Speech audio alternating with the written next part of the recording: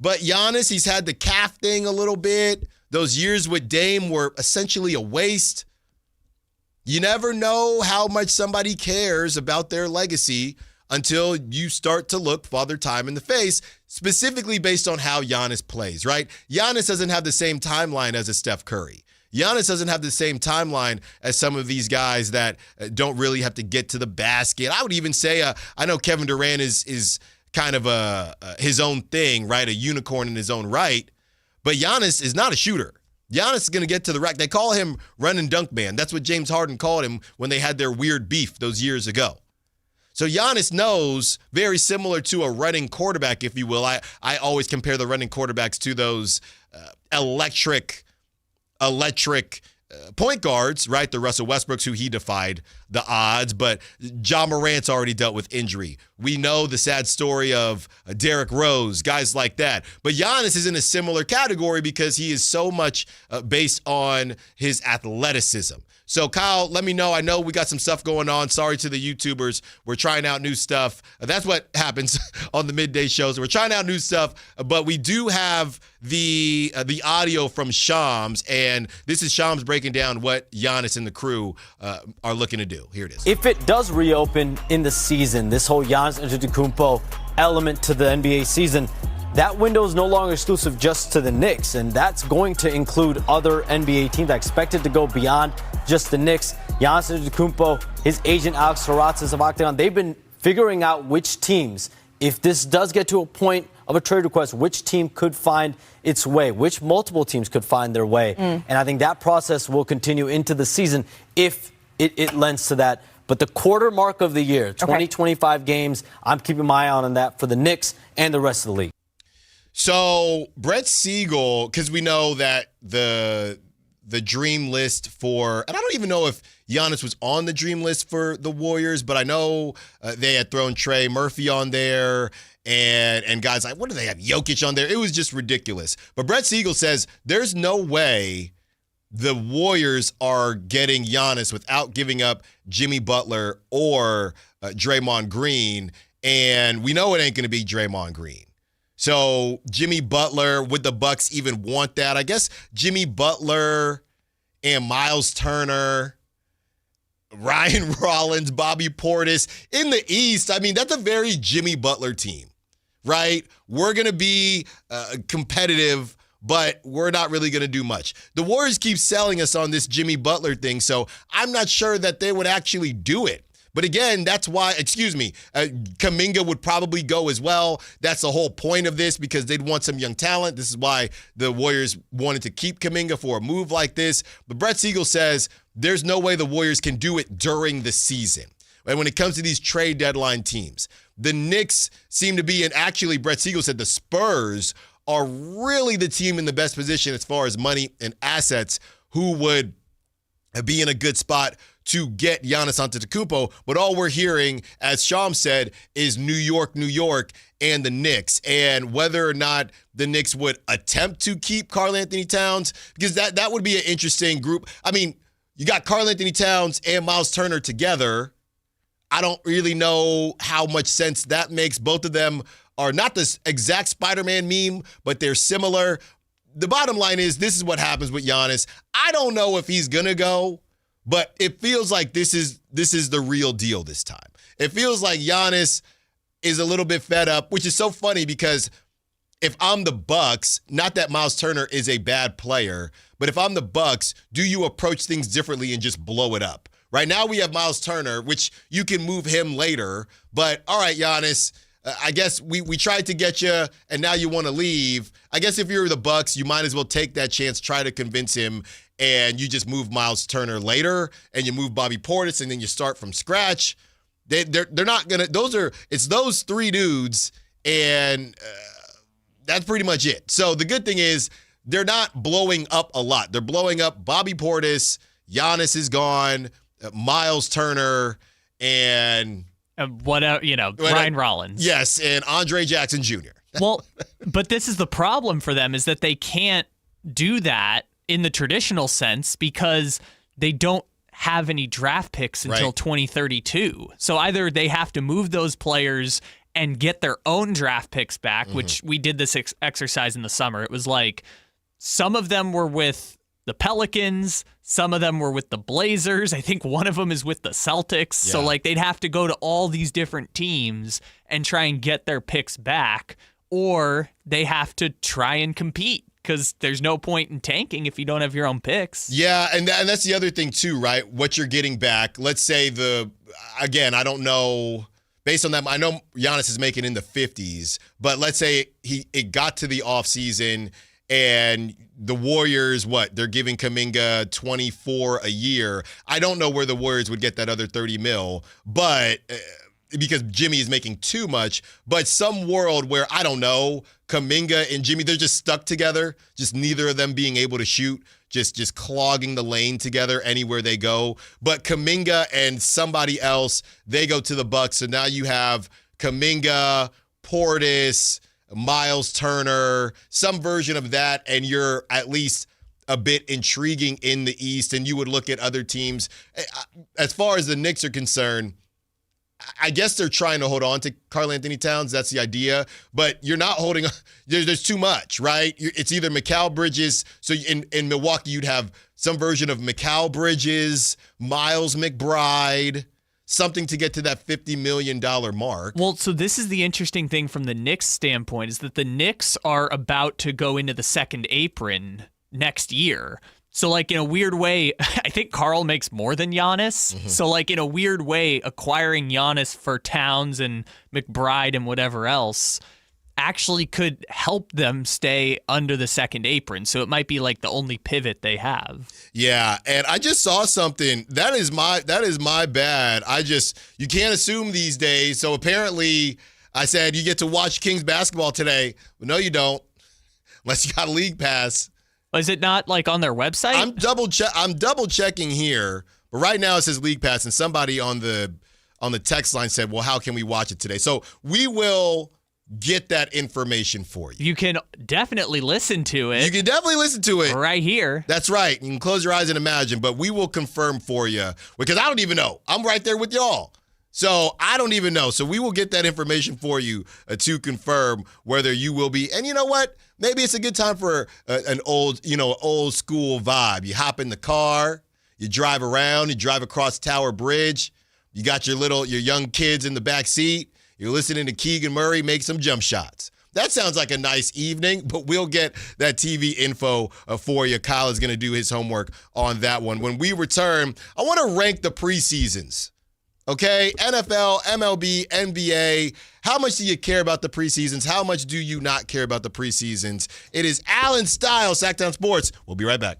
So my mother is thinking of switching from Verizon to Pure Talk, but she's worried the deal sounds too good to be true. Michael, she said, how can those Pure Talk people offer me the same basic service as Verizon for so much less money? I said, Ma, go ask Google how much Verizon spends on advertising and promotions.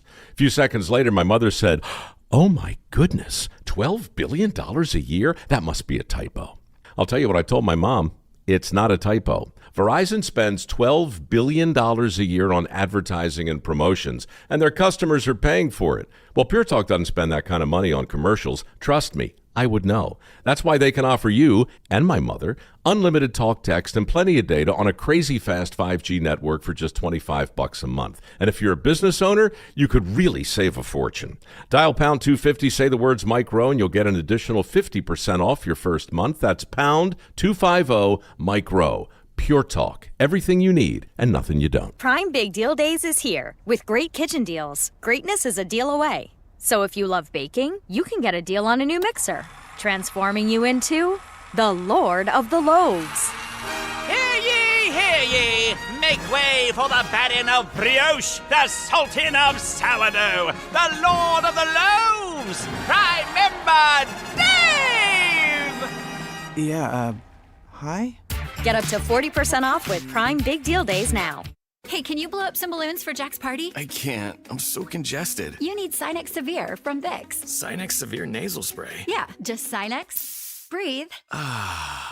Sinex Severe instantly relieves nasal congestion and works 6 times faster than nasal decongestant tablets. The 12 hours of relief allow you to get back to the moments that matter without congestion. Daddy, we need more more balloons. On it. Try Sinex Severe from Vicks. Just Sinex. Breathe. Use as directed.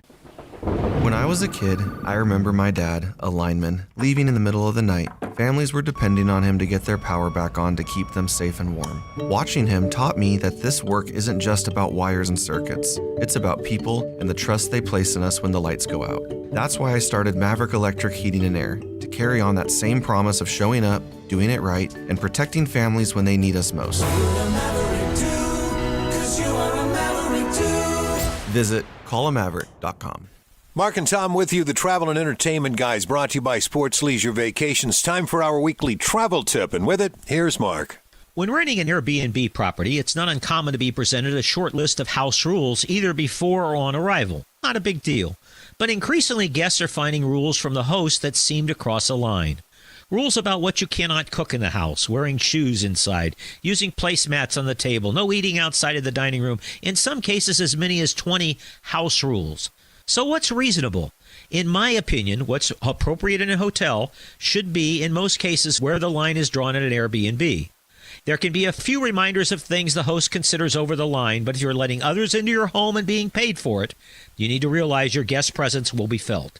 If that bothers you, you probably shouldn't be in the Airbnb rental business in the first place. More tips to make you a smarter traveler every Saturday at 11 a.m. right here at Sactown Sports 1140. What's up? We're talking to Chad Hoblet of Hoblet Dodge Chrysler Jeep Ram in Woodland. What's happening for the Drive Into Fall event? When it comes to getting the right truck, options are important. So this month at Hoblet, you have two options that will save you thousands. Right now, save up to $9,000 off MSRP on the brand new 2026 Ram 1500 Crew Cabs. Or you can save thousands on finance charges with 0% interest for 60 months. I'm sorry, did you just say 0% financing? I thought those days were long gone. Not at Hoblet. We're always looking for ways to save you money. Plus, we have Northern California's best selection of Ram trucks with hundreds of new Rams available. Search, select, and save through their whole inventory at HobletDodge.com. Unbeatable prices, unbeatable selection.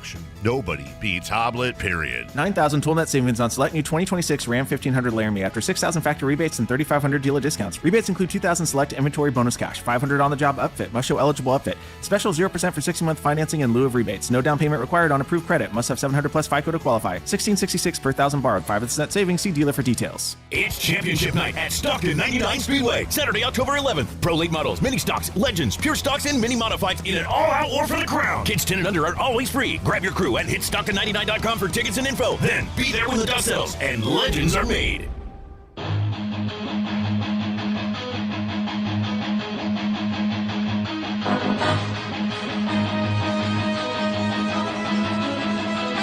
Allen Stiles. You can join the show by texting 916-339-1140 on Sactown Sports. 15 minutes away from Eric Pincus of Bleacher Report. And Eric is going to break down his thoughts on a possible trade between Keon Ellis, Reed Shepherd, with the Kings and the Rockets. That's coming up in 15 minutes. We thought it was a great article. It's always tough to trade your guys, but we thought it was something that the Kings might think about. But maybe the Kings shouldn't do it if Reed Shepherd actually stinks. And Tim Legler says if Reed Shepherd does stink, the Rockets are going to have to trade for a point guard. So I want to talk to Eric about Dennis Schroeder conversation. I'm not trying to get Dennis Schroeder out of town before he plays the first preseason game, which, by the way, yeah, I got YouTube TV. There's a big old sign on the game. I can find it on my app, my YouTube TV app, but it is unavailable. So you want to tune in right here, Sactown Sports 1140, to listen to the game, unless you do have League Pass. I know I had League Pass. I can't keep up I think I got rid of it this season.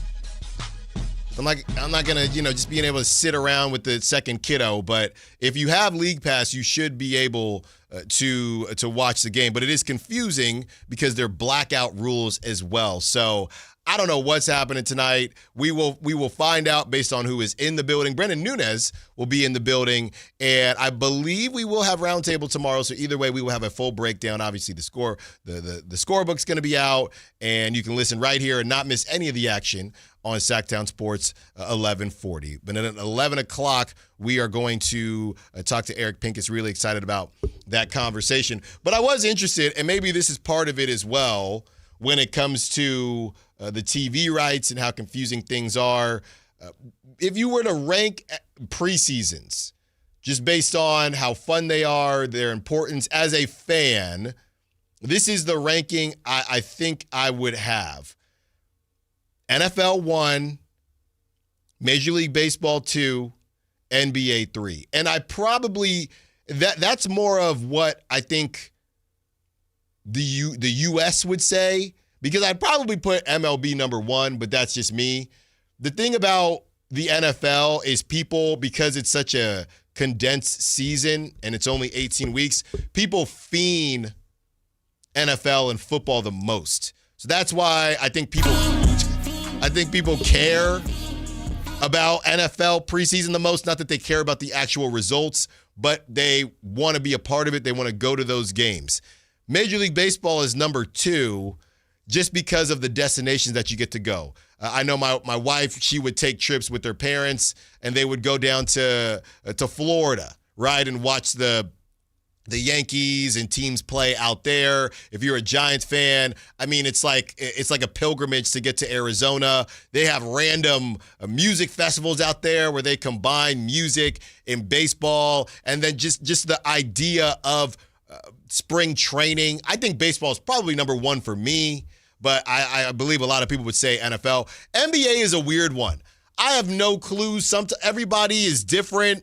You'll look up in preseason and all the guys are playing fairly legitimate minutes. Other teams, they don't play any of their guys. I saw LeBron is going to miss at least the first preseason game, might miss all of them, because why would LeBron play in the preseason? So I think the NBA, because baseball, nobody necessarily cares about who's on the field, right? It's more so about the experience. That's kind of indicative of what baseball is now, besides about 4 or 5 stars. Aaron Judge, who went off yesterday, kind of saved his legacy in a way. I'm kidding about the legacy. Saved his legacy. Postseason. Everyone said he didn't show up in the postseason. He bobbled that ball in the World Series. That's right. So, it's less about the players in baseball. It's more about the experience.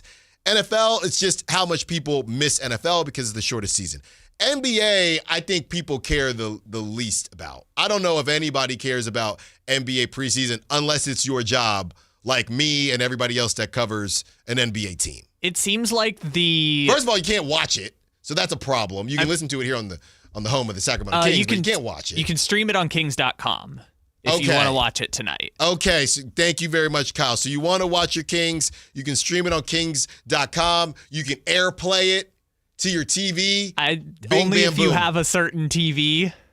I think most people have it. No, this is the thing. We can say it. We've got the Samsung TV, but we don't have the Samsung Galaxy phone, so it doesn't work. No. You can cross. Ain't no problem. You can AirPlay. It won't let us. I'm telling you right now, I think I would have a Vizio or something. I can AirPlay on my iPhone, no problem. Vizio maybe. I'm saying specifically the Samsung TV won't let you AirPlay. Well, if you get a Samsung TV, then get a Samsung phone.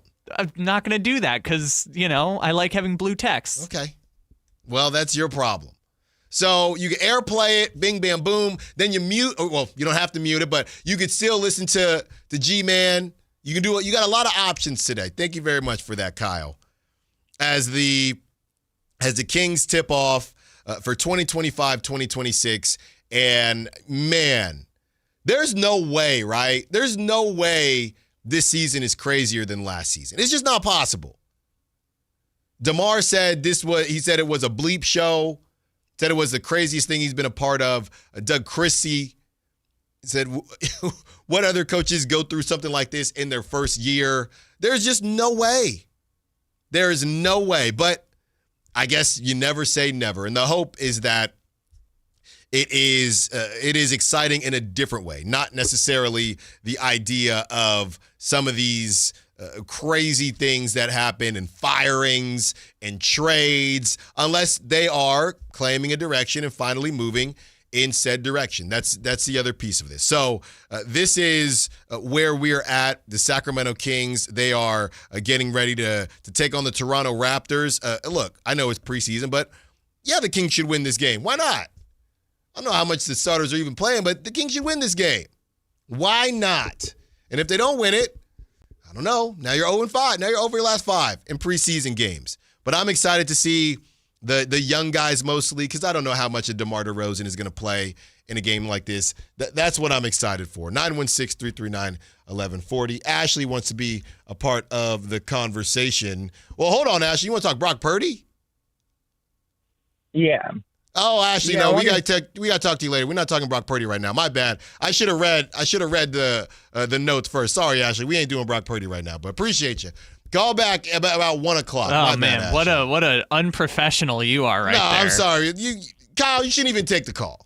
I mean, look. Don't even send the call through. We're spinning a lot of plates here today, so I'm gonna throw you a bone. I'll throw you a bone too. But hold on now. I'll throw you a bone. Hold on. No. You tell Ashley we're not talking Niners right now. Allen, you're the host. You can take it wherever you want to go. You screen the calls. I did, and I told you it was the Niners. Yeah, you gotta read it. Just sorry, Ashley. Lashing out here. What's going on? Call back about 1. Well, we got 15 different YouTube screens. Ashley, just call back about 1 o'clock. Yeah. So for anyone who's listening still on the dial, to we have be a new honest, YouTube. it surprised me. Be completely honest, because Ashley is Kings.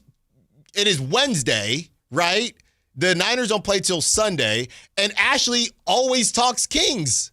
So I was very thrown off. That's my bad.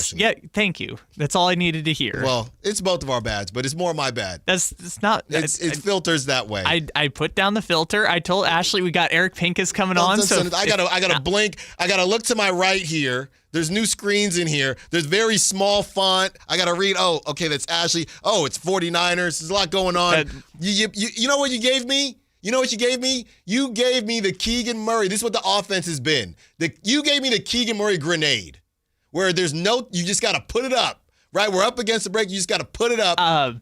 We're now up against the break. We had 12 seconds on that shot clock before. You just got to put it up. You saw Ashley and you were like, I want to talk to my friend Ashley. Yeah, Ashley's always on the show, and Ashley was feeling Brock Purdy. We'll get to Brock Purdy, but right now we are hardcore Kings as they're getting ready for their preseason matchup. And will Keon Ellis be on the team throughout the rest of the season? Not if it's up to Eric Pincus of Bleacher Report. He had a very intriguing trade that we discussed a couple days ago, and we will keep that conversation going as Eric will join us to kick off the 11 o'clock hour. Don't move. Allen Stiles, Sactown Sports. On the move?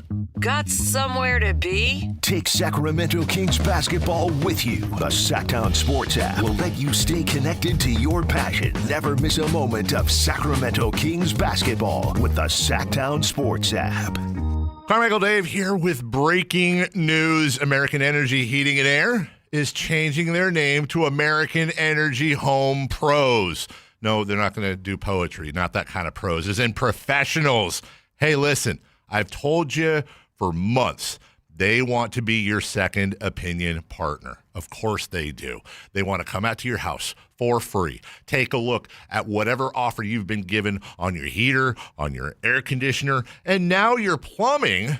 And what will they do? They'll give you a replacement quote. They'll give you a second opinion, which does 2 things there. Number 1, it lets you know that whatever service you've been quoted, you actually need. And number 2, it's going to let you know, A, if you have a great price from somebody else, or B, more probably, if you have a better price from American Energy Home Pros. Been in business since 1981, 916-520-9990. That's 916-520-9990. Sacramento.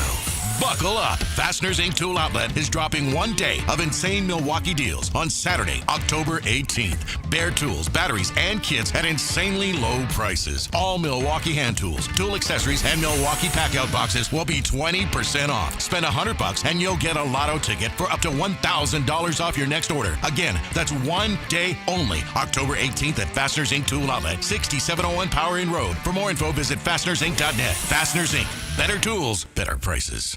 Hey man, gaining weight? Dragging throughout the day? Losing your drive? It could be your testosterone. The team at Revive Men's Health Sacramento gets men back on track with the energy and drive they've been missing. Meet Tyler, Revive Men's Health Director of Operations, and witness to hundreds of success stories. I've seen guys come in worn out, discouraged, and just not themselves. A few months into treatment, they're standing taller, speaking with more confidence. It's like watching someone come back to life, like a light switch gets turned back on. When a spouse says, "Thank you, I really have my partner back, better than before," that's the moment it all clicks for me, and that's why I do what I do. Since 2011, Revive Men's Health has helped more than 120,000 men regain their energy and drive. Start your story today with an in-clinic visit or a secure video appointment. Call 916-619-3000 now to book your free testosterone test, exam, and consultation. That's 916-619-3000. Or schedule anytime at revivemenshealth.com. The deals are on now at the model year-end sales event at Folsom Lake Honda, your one-stop Honda shop. Looking to own or lease? Save on year-end models and drive a brand new Accord or Civic. Visit us today at folsomlakehonda.com, your one-stop Honda shop. As a family-owned and operated dealership since 2009, customer service is our #1 priority. Our customers love doing business with us, and you will too. Go to folsomlakehonda.com. Your one-stop Honda shop. KHD HD1 Sacramento, KYMX HD3 Sacramento. From the Power Business Technology Toshiba Studios. Sactown Sports, 1140.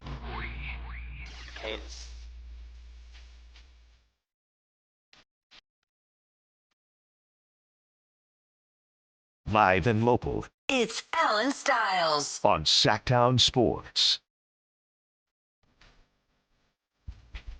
1 hour down, 3 to go. We have that information. We're an hour away from the Kimpton Sawyer giveaway. You're also going to get lower level tickets to a Kings game. So we have that secret code for you coming up at 12 o'clock, and also $200 and gift card to Revival. But right now, we're joined by someone that I've been trying to get on the show for a very, very long time because he helps us so much with the show with all the content he puts out on Bleacher Report. National NBA writer for Bleacher Report, Eric Pincus. Thank you so much for joining us, Eric.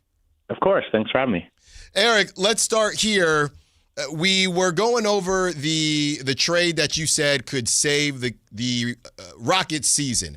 And in that trade, it basically talked about how Reed Shepherd, he could be moved to the Kings, right? And Tim Legler recently came out yesterday and said if Reed Shepherd isn't the answer, the Rockets could look to move on from him, or not even move on from him, just bring in another point guard. The Houston Rockets would receive Keon Ellis, 2026 Charlotte Hornets second rounder, and $5.7 million in a trade exception. The Sacramento Kings would get, Tari Eason, not Reed Shepherd, Tari Eason in a $2.3 million trade exception. Yeah, we've talked back and forth about Jabari Smith Jr., Tari Eason, how they've kind of fought for the right to get that playing time.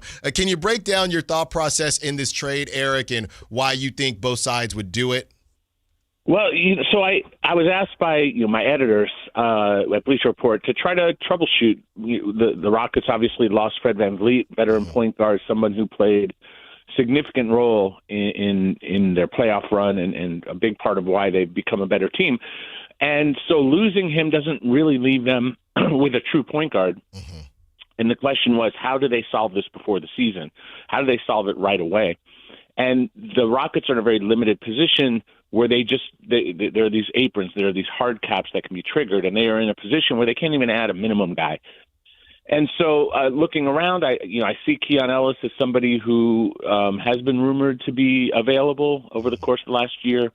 A really good three-point shooter, not necessarily like a lead guard like a Chris Paul in terms of like running the entire offense, but he can initiate your offense, and he fits a lot of what they're trying to do. So it was probably the best answer in the moment. Now they could wait. They could wait till December 15th when players who are signed over the summer can be traded.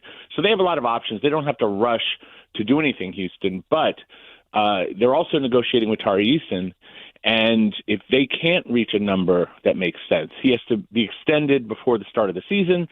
Otherwise, he'll be a restricted free agent next year, and they may choose to go down that path. But they're also paying KD, and they're paying all these other guys.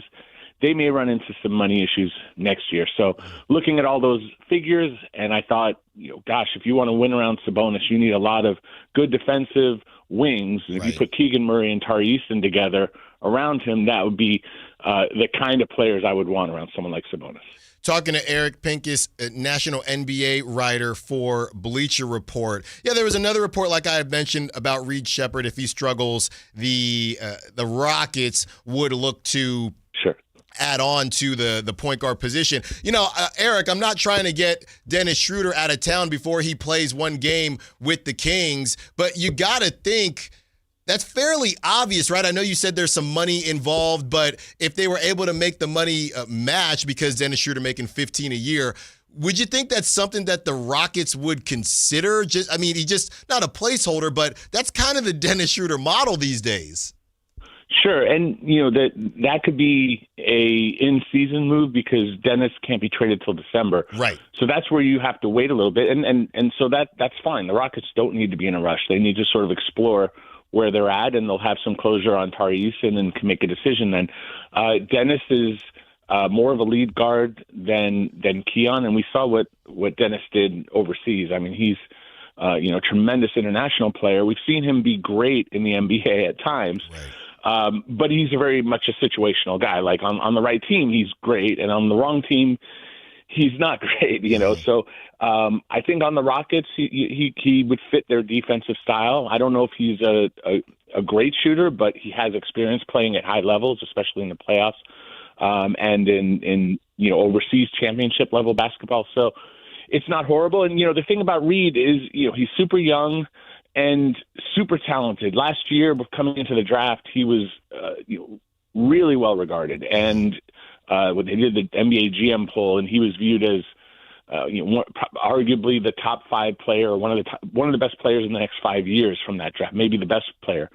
And so playing in Houston, where this is a win now team, and yes, they have a need with Fred going down, but is this a place for a young guy to really get out there and find his way, especially someone who's a scorer? Whereas Sacramento, this is, as much as fans would love, may not be the number one contending team right now. Maybe they are. Maybe they end up being the best team in the league. We don't know that, but they seem to be a little bit more middle of the pack. So this is more of this is when you want to take those sort of risks and go after a young guy and try to see if that young guy can be really special. And so that's something to discuss, but probably not until a couple months into the season. Talking to Eric Pincus of Bleacher Report. And it's funny that you bring up what the Kings could or couldn't do, because yesterday we're looking at an article and they're basically giving everyone grades, right, or ranking each team's starter and reserve by position. And when you averaged it out, the Kings were 12th. And Eric, most people don't have the Kings. They got the Kings picked 12th to finish in the West. So I look at this roster and you see that they clearly have talent and they're great respectively. But if they're going to refuse to say uncle and they don't want to blow it up, what is it that you think the Kings need to actually compete? Well, Sabonis is one of the best scoring bigs in the league, but he's not one of the best defensive bigs. He's not really a rim protector. So not that these guys are available, but players like Jaden McDaniels, I don't think they can get Jaden McDaniels, but really tall, long defenders, Amen Thompson. But the problem with Thompson is he can't shoot. You need shooters around someone like Sabonis. So it's a combination of shooting and athleticism. Kind of he's retired now, Serge Ibaka types, guys who aren't centers, but just are incredible multi-positional defenders who can just cover up the ground that Sabonis doesn't. And then you need let Sabonis cook, get him the ball. Guys like Keegan, I think, are helpful.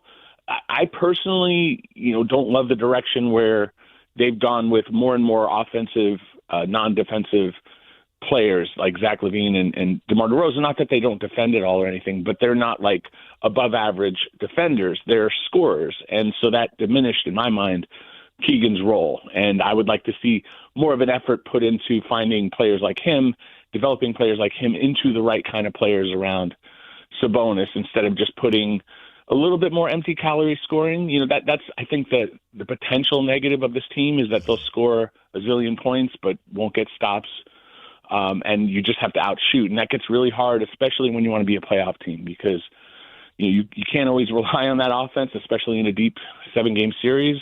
But you should be able to always rely on your defense. And I don't think that's foundational in this particular roster. So that's my take. And their leadership may disagree, but that's how I see it. Talking to Eric Pincus, national NBA writer for Bleacher Report. Eric, I've seen them at 36.5, but I also seen them at 34.5, and it doesn't really matter because neither of those win totals are getting you, honestly, into the play-in, let alone the playoffs. Do you anticipate some sort of fire sale before the trade deadline? Do you think this team even makes it to the end of the season and maybe they reassess things? Or do you see Scott Perry maybe saying, and I don't know, you probably haven't got a chance to look at the first 20 games for the Kings, but they got the Nuggets 3 times, the Thunder 3 times. It's a complete mess. The Timberwolves 3 times. If this thing, they blew it up after 30 games last season. I know De'Aaron Fox, it was kind of something that had been rumored to happen, and they didn't want to give Mike Brown the extension, but decided to anyway. But if this thing starts off pretty wonky, do you see another, I guess more than another, a true fire sale with the Kings? Well, it depends on how much control, influence, power that Scott Perry has, and he's relatively new to the job. And so usually when a new top basketball executive comes in, they come in and want to imprint how they see basketball on the team. Of course, if you're taking over a championship team, it's to maintain that, but that's not what the Kings are. And so usually, and that's not always the case, that executive has that power. It's possible that he doesn't, and that it's an ownership decision. A lot of times, in a lot of franchises, it's not really up to the top basketball executive. It's up to ownership to set the course, and for the basketball executive to just execute it, right? And so I don't know the answer because his tenure is short, but usually new executives aren't as beholden to the prior talent, the talent they inherited. I think the negotiation with Keegan is the first step to see what direction they're going, because his deadline is before the start of the season. And if they give him a big number, they're saying you are a foundational piece that we're going to build around. And if they don't give him that big number, then it's going to go to restricted free agency. That doesn't mean he's not an important part of what they're doing, but it still means it's under evaluation. And so I think that's going to determine some of direction. Obviously, the gauntlet of the first 20 or so games or first few months, but it's a tough Western Conference. The East is more wide open because of injuries, and it's just there's so many good teams in the West. There's some great teams and there's some good teams, and the Kings are on the border of good. They need to show that they're more than just good to do something in the West. How surprised would you be if they did not give Keegan Murray an extension? Because out here, we've been waiting. Jabari Smith got his, and I know the Rockets had to get their numbers right to bring in KD. But other guys in Keegan's draft class, everybody ahead of him, they've been extended. How surprised would you be if the Kings decided we're going to see what happens with Keegan in a contract year and just assume that we'll match whoever when it comes to restricted free agency? Well, for the players on the agent side, restricted free agency is one of the worst elements in the NBA. Yeah. They hate it, and teams love it because they have the power and they have the control. In this particular summer, there was really only one team that had real spending money. That was Brooklyn, and they chose not to go after the restricted free agents and didn't even really pay their own restricted free agent in Cam Thomas. So if you're the Kings, do you look at that and say, we just don't have to make a decision right now, and we can wait? Does that mean anything negative towards Santi Aldama was in that same group as the other, the Kumingas, the Grimes, Cam Thomas, and then Josh Giddey got paid. So Giddey, it took a while. It was contentious, but they reached a compromise. Aldama, they reached a decision pretty quickly as a restricted free agent. So it doesn't necessarily dictate that this is like a negative if they don't. But if you're the player and you have an opportunity to lock in 80, 70, 100, 125, 150 million. You know, I don't know where he's going to land, but let's just say it's 100 in the range of Giddey. That's really hard to turn down. That's life-changing money, whatever happens. And it takes away the uncertainty of a bad year, an injury, any and all that. So, you know, I would expect that there should be a compromise if the player is willing, and I would expect that he is at least a close enough number. So if it's not, then it's the Kings, and it's the Kings not being willing to. They're looking potentially. I don't know what they're doing, but they could be potentially looking at what happened with Kuminga and Grimes and these other players and saying, you know what, we're better off waiting and maintaining that flexibility if we're not certain on what Keegan is to our team. I would like to see a compromise personally, but it's not up to me. Talking to Eric Pincus of Bleacher Report. Just a couple more for you, Eric. This has been outstanding. You talked about restricted free agency and how players seem to hate that. Well, one thing they love is unrestricted free agency, and when the Kings decided to pick up Keon Ellis's option, they are giving him that power, right? There is going to be an opportunity for the Kings to come to a compromise with Keon Ellis. We spoke with Keon Ellis during Media Day, and he was actually surprised that the Kings decided to go in that direction. Do you think the Kings, I know they got a logjam at the guard position, Eric, do you think the Kings will regret giving Keon an opportunity to hit unrestricted free agency, or even though it isn't restricted free agency, do they feel that nobody's going to throw Keon a ridiculous bag that they can at least counter as well? So, Keon is eligible in February for an extension. So there's still that possibility of a compromise. Like, they can't extend him today. It has to be 2 years after he signed. He signed on February 9th in 2024. So as of mid-February, he can extend, and that number is probably as much or more than what he'll get in free agency. They can extend him in the range of, without, I'd have to look at the numbers, but let's just say it was $15 million. Let's just throw out a number. That's roughly, around what the mid-level exception, that's that larger spending exception that teams will have. So if you're not a target of a team with cap room could be anywhere up to the max, 30, 40, depends on, even 50, depends on how many years you've been in the league. Let's say it's 40. Keon's not at that caliber at this time. And, if he has that kind of caliber season that he's worth a max, then great.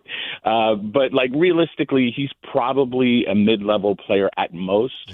And so that's what the Kings would be negotiating against. And they may also project that not many teams spend that full mid-level. And of all the free agents who are available this summer, is that where teams go? And there might be 5-6 teams with cap room, but I don't think that free agency is a priority for teams and players as much as it was in years past. The new rules really encourage extensions, and it encourages trades. And so we're more likely to see something like Brandon Ingram, who couldn't work an extension with New Orleans, got traded to Toronto, got the extension. I think or even De'Aaron getting traded to the Spurs, and even though he didn't extend right away, it was clear that he was going to be extended. And I don't know if it was pre-agreed. Probably was, even though that's illegal. But ultimately, with Keon, I think the potential there is that if he has a great season, shoots over 40% from three again, defends, and is a part of the future, you can argue Keegan is a better direction than maybe overpaying, great scorers, great NBA careers of DeMar DeRozan and Zach LaVine, don't diminish what they've accomplished, but maybe focus on a younger group that can do some more. So they can reach that compromise before the season. And then, if not, he gets to unrestricted free agency. Now it's really up to him. What does he want to do? Who has money? And if he has a great season, probably the market's in the range of $15 million starting salary for him, unless he really blows up. And then you start looking at the teams that have cap room and want to pay 20 or 25 or something like that. But I don't assume he reaches those heights. But the season's wide open. Go out there and play. Eric Pincus, two compromises that the Kings are taking bets on. Great stuff, Eric, and we appreciate you for joining us. One more for you, Eric. I was supposed to kick off the interview like this, but we're going to end it like this. It's kind of an inside joke when we have writers on, because there are a couple things that people typically say when it comes to the Kings. So I'm going to ask you this last question. Can you tell us something you like about the Kings? But here's the caveat. You cannot say Keon Ellis, and you cannot bring up the most recent draft class. Those are the only rules. I mean, one of the best men at my wedding lives in Sacramento, so I have a lot of love for that.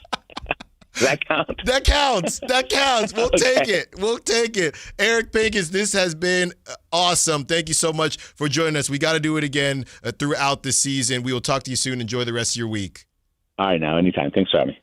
That was Eric Pincus, national NBA writer for Bleacher Report, and he found a way. That's what we're doing with all these writers and media members that we have on, and Eric found a way around it, so we appreciate Eric for checking in. And that should make everybody feel better, man. That should make everybody feel better. A lot to unpack with the Tari Eason trade. You know, Kyle, I kept getting it confused because Tim Legler came out about Reed Sheppard and how if he thinks the Kings or anybody might be in business with the Rockets, but that's not the trade that Eric had. He had Tari Eason for Keon, which would be helping out with the Reed Sheppard thing. But the trade was Keon essentially for Tari Eason, a couple second-rounder picks mixed in. But that was initially Eric's trade that we discussed. I would do it then. I would do it now. Let us not forget Tari Eason is bigger. He is also younger than Keon Ellis. But not that I'm trying to move on from Keon. That's just something that I found intriguing that Eric had written a couple days ago. And he plays power forward. That's right. And you would actually have a true power forward. Let's pivot to how good you should feel and really the chestnut checkers approach that Scott Perry has had with these negotiations. Basically, Eric's thought process is these are two safe bets, right? Even if more teams, these are not two guys that right now teams are all over. They are worth more to the Kings than they would be worth to other teams. Not that there's a huge difference, but enough of a difference where the Kings are not worried about somebody pricing out Keegan Murray, which is funny because the Kings do want him to take a leap. But the Kings are making a bet, if they don't extend him, which they still might, the Kings are taking a bet that whatever leap that Keegan Murray has won't be enough to price him out. And the Kings are taking a bet that whatever leap Keon Ellis has won't be enough to price them out. But the reality is, and we'll see with Keegan because they have to do it before the season, specifically with Keon Ellis, based on the log jam, based on, essentially who Keon is, makes more sense as to how Keon sounded when we talked to him on Media Day. Yeah, Keon's going to hit unrestricted free agency, and unless he has a ridiculous season where he enters the $20 million range, he's going to be 13 to 15 mil, where the Kings will probably, be right there. Or the Kings say, hey, this is where you're at. It's February now. We have a sample size of the season you just had. Do you want to hit free agency, or do you want to just rock and roll with us? Things are going to get cleared out a little bit. Zach LaVine's going to be gone soon. DeMar DeRozan's going to be gone soon. So you'll have some more opportunities. So everybody that was a bit anxious, myself included, about these deals, I think the odds-on favorite, I don't know if it's Bovada or whatever, is that both of these guys, honestly, because they don't have the same headlines as other players that are floating around, both of these guys should be back in Sacramento. So the Keon one is more interesting than the Keegan. To the Keegan point, Eric made a great point, which is it's not necessarily a bad thing for the team, for the player to hit unrestricted free agency. Yes. If you're the player, if you have a certain level of guaranteed money on the table, you take it. That's what Jovic just did with the Heat, right? Instead of playing it out to unrestricted free agency, Jovic just took the $64 million. Right, about 15. It's perfect. Yeah, exactly. And Jovic is probably closer to Keon Ellis than like Keegan's market, for example. So the Keegan one, they should probably just extend him because Keegan could obviously make that leap. Yeah, but if both sides compromise on it, which was the key that Eric brought up. Right. The Keegan thing is kind of reminding me of the Bulls and Giddey, but the difference is there was nobody else out there to pay Giddey. There's going to be, I think, between 7 and 10 teams that are going to have enough money, maybe more than that could go after Keegan if he has a crazy season. Then it just becomes, are the Kings willing to get priced out, or will they say, fine, somebody wants Keegan at $28 million, right? Somebody says, no, come on over. Yeah, we'll pay you Trey Murphy money. And then the Kings say, all right, we'll pay you and you stay. So they don't have to extend Keegan. Yeah, the Keon one is really interesting because I knew the window was sometime in February, but Eric explaining that it was 2 years after his last extension was good to know because I had no idea what the rules were on that. The other interesting wrinkle about that, though, is that the window for Keon to sign the extension opens on February 11th, I think it was. It's like 9th or 11th or something like that. The trade deadline is February 5th. So in this scenario he was talking about where you trade and sign an extension situation, the Kings have to make that call before getting a chance to negotiate with Keon, which I'm sure they'll talk to his agent before the window opens. But that kind of throws a wrinkle into it also, because if they are going to make the Tari Eason trade, they got to do it before Keon ever becomes eligible to sign his long-term extension. Right.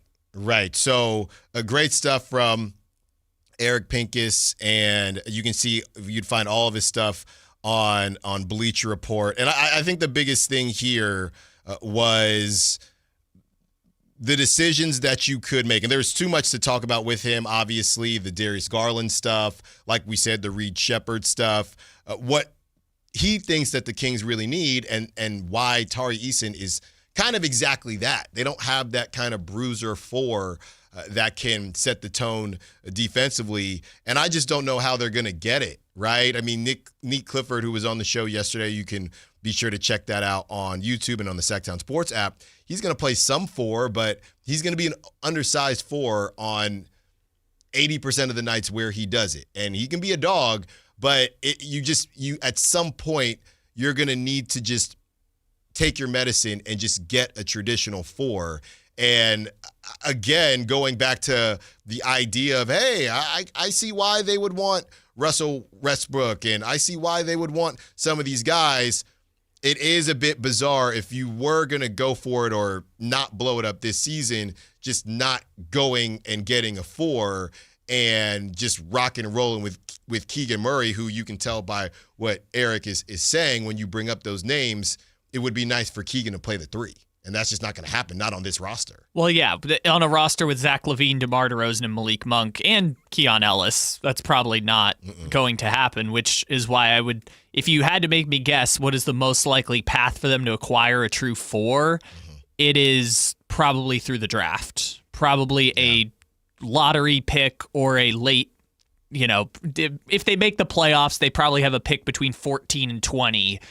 Somewhere in that range is probably their best chance is to draft whoever the future 4 is going to be. Great stuff from Eric Pincus. That'll be up on YouTube if you're just hopping, and on the Sactown Sports app if you're just hopping into your car. Allen, I missed it. You'll get to check it out. We have more from Eric. We also have what Tim Legler had to say as far as the Rockets being willing to make a trade. And I'm just trying to figure out what's up with these young point guards and why do all of them stink, or at least we don't know if they're good or not. Allen Stiles, Sactown Sports. If you've got a gas-powered engine, keep it running like new at every fill-up. Stable in-season protection is your engine's preventative medicine, cleaning and protecting the entire fuel system in season. In outdoor power equipment, prevent gum and varnish buildup that could cause a rough or non-running engine. For cars and trucks, increase fuel efficiency and power by removing deposits, ensuring your engine's long-term health. Stable outperforms the competition in independent lab testing. So at every fill-up, start with Stable.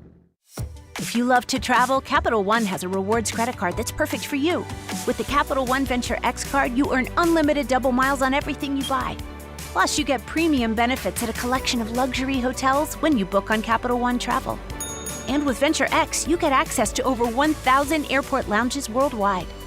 Open up a world of travel possibilities with the Capital One Venture X card. What's in your wallet? Terms apply. Lounge access is subject to change. See CapitalOne.com for details. For over 90 years, Hagen Oaks has partnered with the biggest brands in golf to bring cutting-edge technology to your game. Our one-of-a-kind total game fitting offers a level of experience and precision that is unmatched. From driver to putter, footwear to golf balls, our TrackMan-powered performance studios, 3D footwear scanner, and Ping's Ballnamic ball fitting kiosk ensure every piece of your gear is tailored to your swing. Trust the experts at the Hagen Oaks Golf Super Shop. Total game fitting starts here. Hey, it's Carmichael Dave. I got to tell you, I am so excited to get this decking project started with Trex Decking and Railings. From the first time I stepped foot in the showroom last week, I was so impressed. So many color options, heat-resistant composite deck. What does that mean? That means I don't have to do any maintenance on it whatsoever. They even have a deck designer, so you can go online and see what your dream deck will look like on your house. Just visit Trex, that's TREX.com to get it started. Tell them Carmichael Dave sent you. If you love to drive or even not so much, take your car to the place with the magic touch. Big O. Big O Tires. Trust the team with expertise that goes beyond just tires. Visit your locally owned Big O Tires. Now through October 19th, get $80 to $100 instant savings on 4 select in-stock Nitto, Nexen, or Toyo brand tires with installation purchase. Installation required. Disposal fees and shop fees extra where permitted. See store for pricing. Eligibility may vary. Not valid with other offers.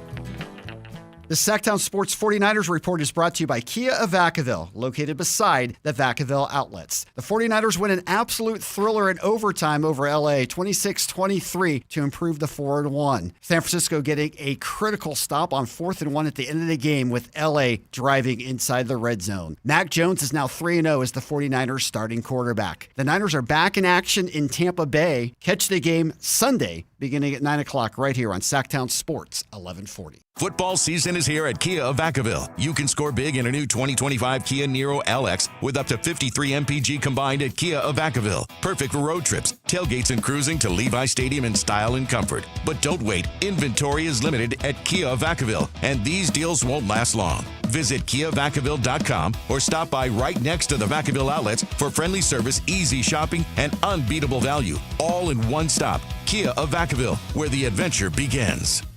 Hello, Sacramento. I'm Emran Pilati, owner of True Sports Cards and Collectible Store here in Rockland, California, and the host of the True Sports Cards Show that airs right here on Sactown Sports 1140 every Saturday from 10 to 11 a.m., where we discuss the latest trends, hottest products, and deliver exclusive interviews with other industry leaders. And don't forget to visit our shop, True Sports Cards, at 6661 Stanford Ranch Road in Rockland and see what we have for all your sports card and memorabilia needs. When I was a kid, I remember my dad, a lineman, leaving in the middle of the night. Families were depending on him to get their power back on to keep them safe and warm. Watching him taught me that this work isn't just about wires and circuits. It's about people and the trust they place in us when the lights go out. That's why I started Maverick Electric Heating and Air, to carry on that same promise of showing up, doing it right, and protecting families when they need us most. Visit callamaverick.com.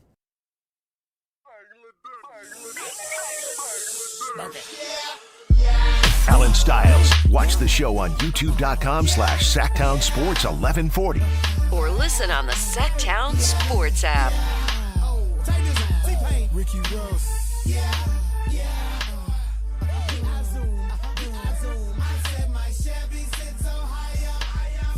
Thanks again to Eric Pincus of Bleacher Report. That was great stuff. And it will be available for you on YouTube, also the Sactown Sports app. If you happen to miss it running around, it's almost lunchtime. Yesterday was, somebody said it was National Taco Day, so made tacos at home. They were good. It's almost lunchtime now. I saw there was also maybe a quesadilla for toddler styles. Yeah, she eat any of it? She took 2 bites. Okay. That's just how it goes. So she just doesn't like it, or she doesn't eat a lot? I mean, toddlers, when they're in the mood to eat, they eat. When they don't want to eat, you're not convincing them to eat. Okay. There's just nothing. There's no way, hey, okay. You're just going to do what you want to do, huh? You just know the drill. Yeah, that's just pretty much it. So great stuff again from our guy, Eric.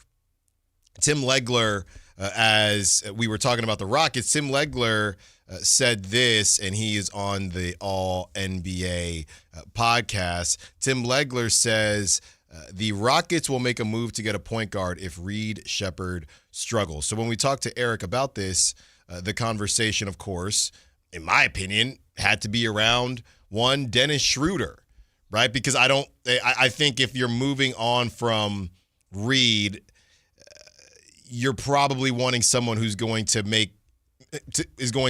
propel you, right, to be ready right now.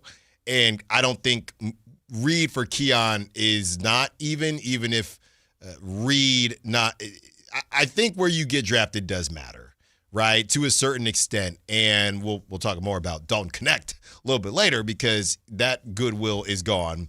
But I don't see Keon for Reed being a match because Keon is not a true point guard. I think that's the biggest issue here. But Dennis Schroeder is, and Dennis Schroeder fits the Rockets' now accelerated timeline with Kevin Durant. So I think it fits to me. There was a conversation about Russell Westbrook going to the Rockets. I guess they could do that too. That'd be much cheaper. But they than Dennis can't Schroeder. do it until I think it was a certain date because they don't have any room under the cap. Mm-hmm. So they can't sign another person until like November something. Yeah. Money-wise, though, Reed, because of where he got drafted, he's making $10.6 a year. Okay, so Dennis is making 14. So money-wise, if you could convince the Rockets, you could do it. You just would find a Jeff Green or some type of salary filler, and that'd be it, man. That'd be it. Now, you'd be giving up on Reed Sheppard, but could you make the argument it would be worth it? I know Dennis Schroeder, and look, you go back and forth and how the league views Dennis Schroeder versus how the Kings have been talking about him. But if you're the Rockets, I know the Thunder are the Thunder, but you only have, I know Kevin Durant wants to play until he's 70, but you legitimately have about 3 to 4 years and most legitimately 2 years with Kevin Durant. He's already 36 or 37. So Reed Sheppard, as much as we love you, a top 3 pick in a bad draft, you might look around and say, now, it doesn't have to be Dennis Schroeder, but Dennis Schroeder on paper for Reed Sheppard probably doesn't feel good. But I'll tell you what, Kyle, if you found some filler, would it make you feel better if you are the Rockets?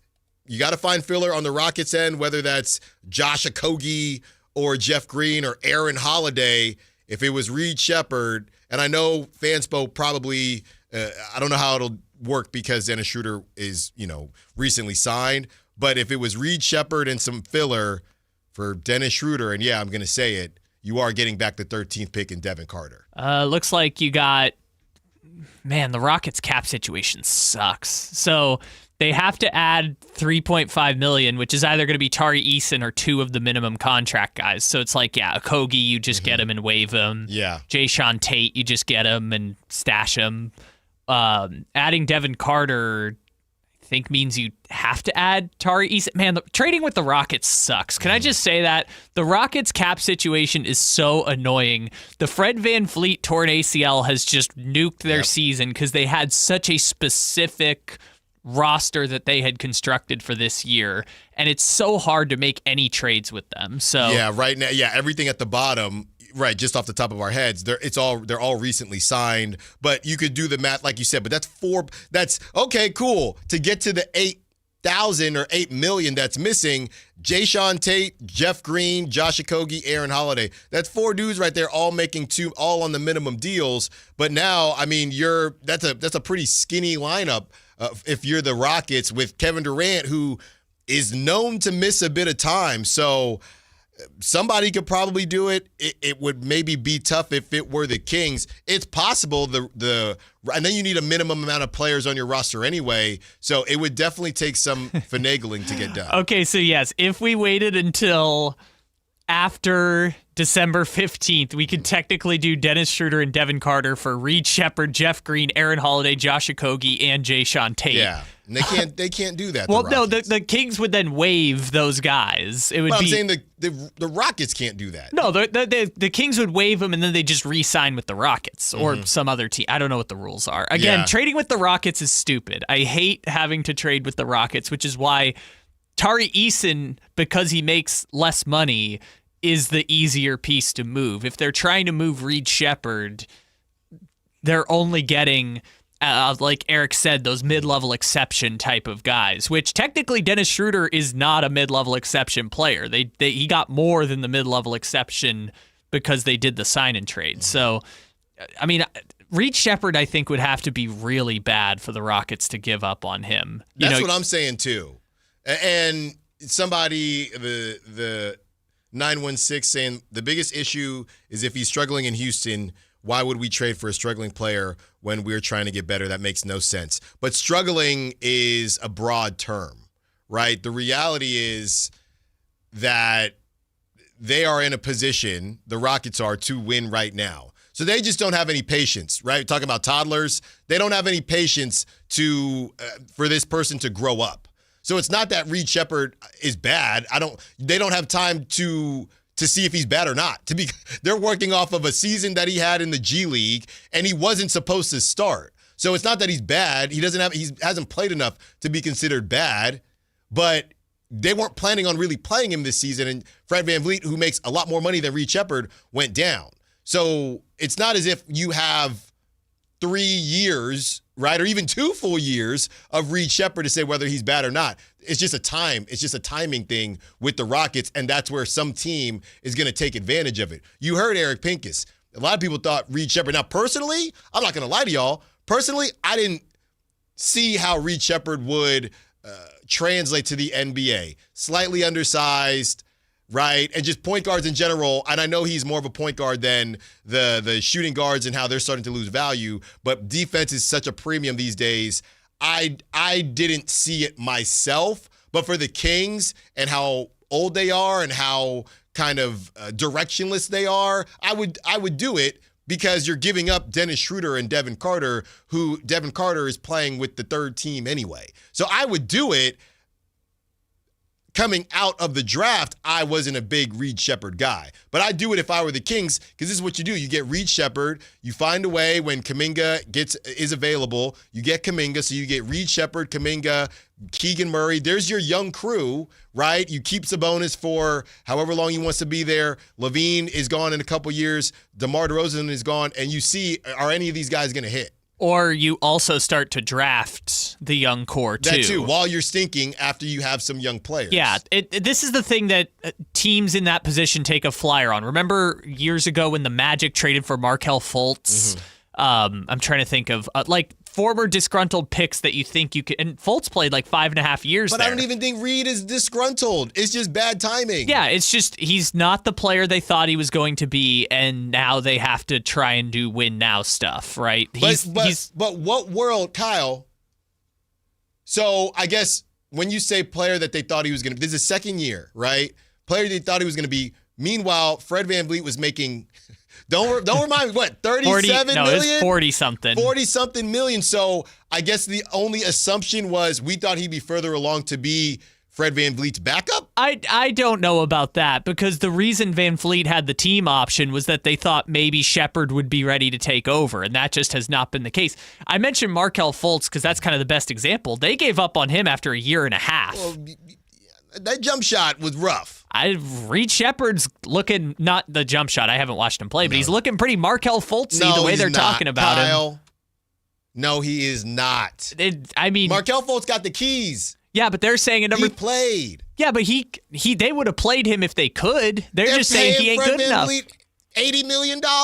You think in that playoff series last year they couldn't have used any kind of scoring? Kyle, that's too late. You played in G League all season. They're going to throw you in there. No, it's not that they kept him down because it was his development. They kept him down because he couldn't play. No. They put him on the floor and he stunk. I disagree. 916-339-1140. Should the Kings make a move of this, the land of the forgotten toys, Reed Sheppard, after 1 year? Do you agree with me? Do you agree with Kyle? When we return, we'll keep that conversation going. And the question is, will trade rumors derail this season? Well, speaking of actual players that have lost value, this is a wild story coming out of LA. I have maybe, and I've been hot on Prop Talk, but when it comes to the draft, these last couple drafts, Allen's picks have really struggled. We'll tell you who down in La La Land is losing so much value, you'd have to attach assets to get rid of them. You're not going to believe this when we get back. Allen Stiles, Sactown Sports. When you're hiring, have you ever felt like you're missing out on meeting truly great candidates for your roles? It seems impossible to find them, but they have to be out there somewhere, right? Well, they're not hard to find when you know where to go, and that place is ZipRecruiter. And right now, you can try ZipRecruiter for free at ZipRecruiter.com/free. ZipRecruiter helps 10 million people with their job search every day. And because these people are actively looking for jobs just like yours, it's easy to find the right person right away. In fact, 4 out of 5 employers who post on ZipRecruiter get a quality candidate within the first day. But if you're not using ZipRecruiter, you're missing out. So see what it's like when the impossible is easy. When you go to ZipRecruiter.com/free right now to try ZipRecruiter for free. Once again, that's ZipRecruiter.com/free. ZipRecruiter.com/free. Never miss out on great candidates with ZipRecruiter. So my mother is thinking of switching from Verizon to Pure Talk, but she's worried the deal sounds too good to be true. Michael, she said, how can those Pure Talk people offer me the same basic service as Verizon for so much less money? I said, Ma, go ask Google how much Verizon spends on advertising and promotions. A few seconds later, my mother said, oh my goodness, $12 billion a year? That must be a typo. I'll tell you what I told my mom. It's not a typo. Verizon spends $12 billion a year on advertising and promotions, and their customers are paying for it. Well, Pure Talk doesn't spend that kind of money on commercials. Trust me, I would know. That's why they can offer you and my mother unlimited talk, text, and plenty of data on a crazy fast 5G network for just $25 a month. And if you're a business owner, you could really save a fortune. Dial pound 250, say the words Mike Rowe, and you'll get an additional 50% off your first month. That's pound 250 Mike Rowe. Pure Talk. Everything you need and nothing you don't. You're still glowing, flirting, grooving. You've still got it. But your immune system weakens as you age, making it harder to fight flu, pneumococcal pneumonia, RSV, and COVID-19. Vaccines are a key part of any health routine and help strengthen your immune response. Ask your doctor or pharmacist which vaccines you need. Schedule in minutes at vaxassist.com. Sponsored by Pfizer. I'm Scott Hansen, host of NFL Red Zone. Lowe's knows Sundays are for football. That's why we're here to help you get your next DIY project done, even when the clock isn't on your side. Whether that's a new Filtrete filter or Bosch and Cobalt power tools, Lowe's has everything you need to feel like the MVP of DIY. So get it done and earn your Sunday. Shop now, in-store and online. Lowe's, official partner of the NFL. What's happening? We're talking to Chad Hoblet of Hoblet Dodge Chrysler Jeep Ram in Woodland. What's happening for the Drive Into Fall event? It's not just leaves falling at Hoblet. Prices are falling like never before. And right now, save up to $13,000 off MSRP on the brand new 2025 Ram 2500 heavy duty of your dreams. Really? Of my dreams? Yeah, you won't find a better selection of Ram heavy duties at prices like these anywhere in California. We have hundreds of new Rams available and more arriving every day. There's a reason we are consistently one of the top Ram dealers, not just in California, but in all of the United States. Come see the Hoblet difference and get that big city selection and savings with the small town feel. Search, select, and save through their whole inventory at HobletDodge.com. Unbeatable prices, unbeatable selection. Nobody beats Hoblet, period. $13,000 total net savings on select new 2025 Ram 2500 Laramie after $4,500 factor rebates and $8,500 dealer discounts. Rebates include $2,000 select inventory bonus cash, $500 on the job upfit, must show eligible upfit, 5% savings, see dealer for details. A men's health moment with Revive Men's Health. 1 in 3 men over 45 may have low testosterone. Revive Men's Health offers free T-checks and tailored treatment plans, so you can get back to feeling like yourself. Learn more at ReviveMen'sHealth.com.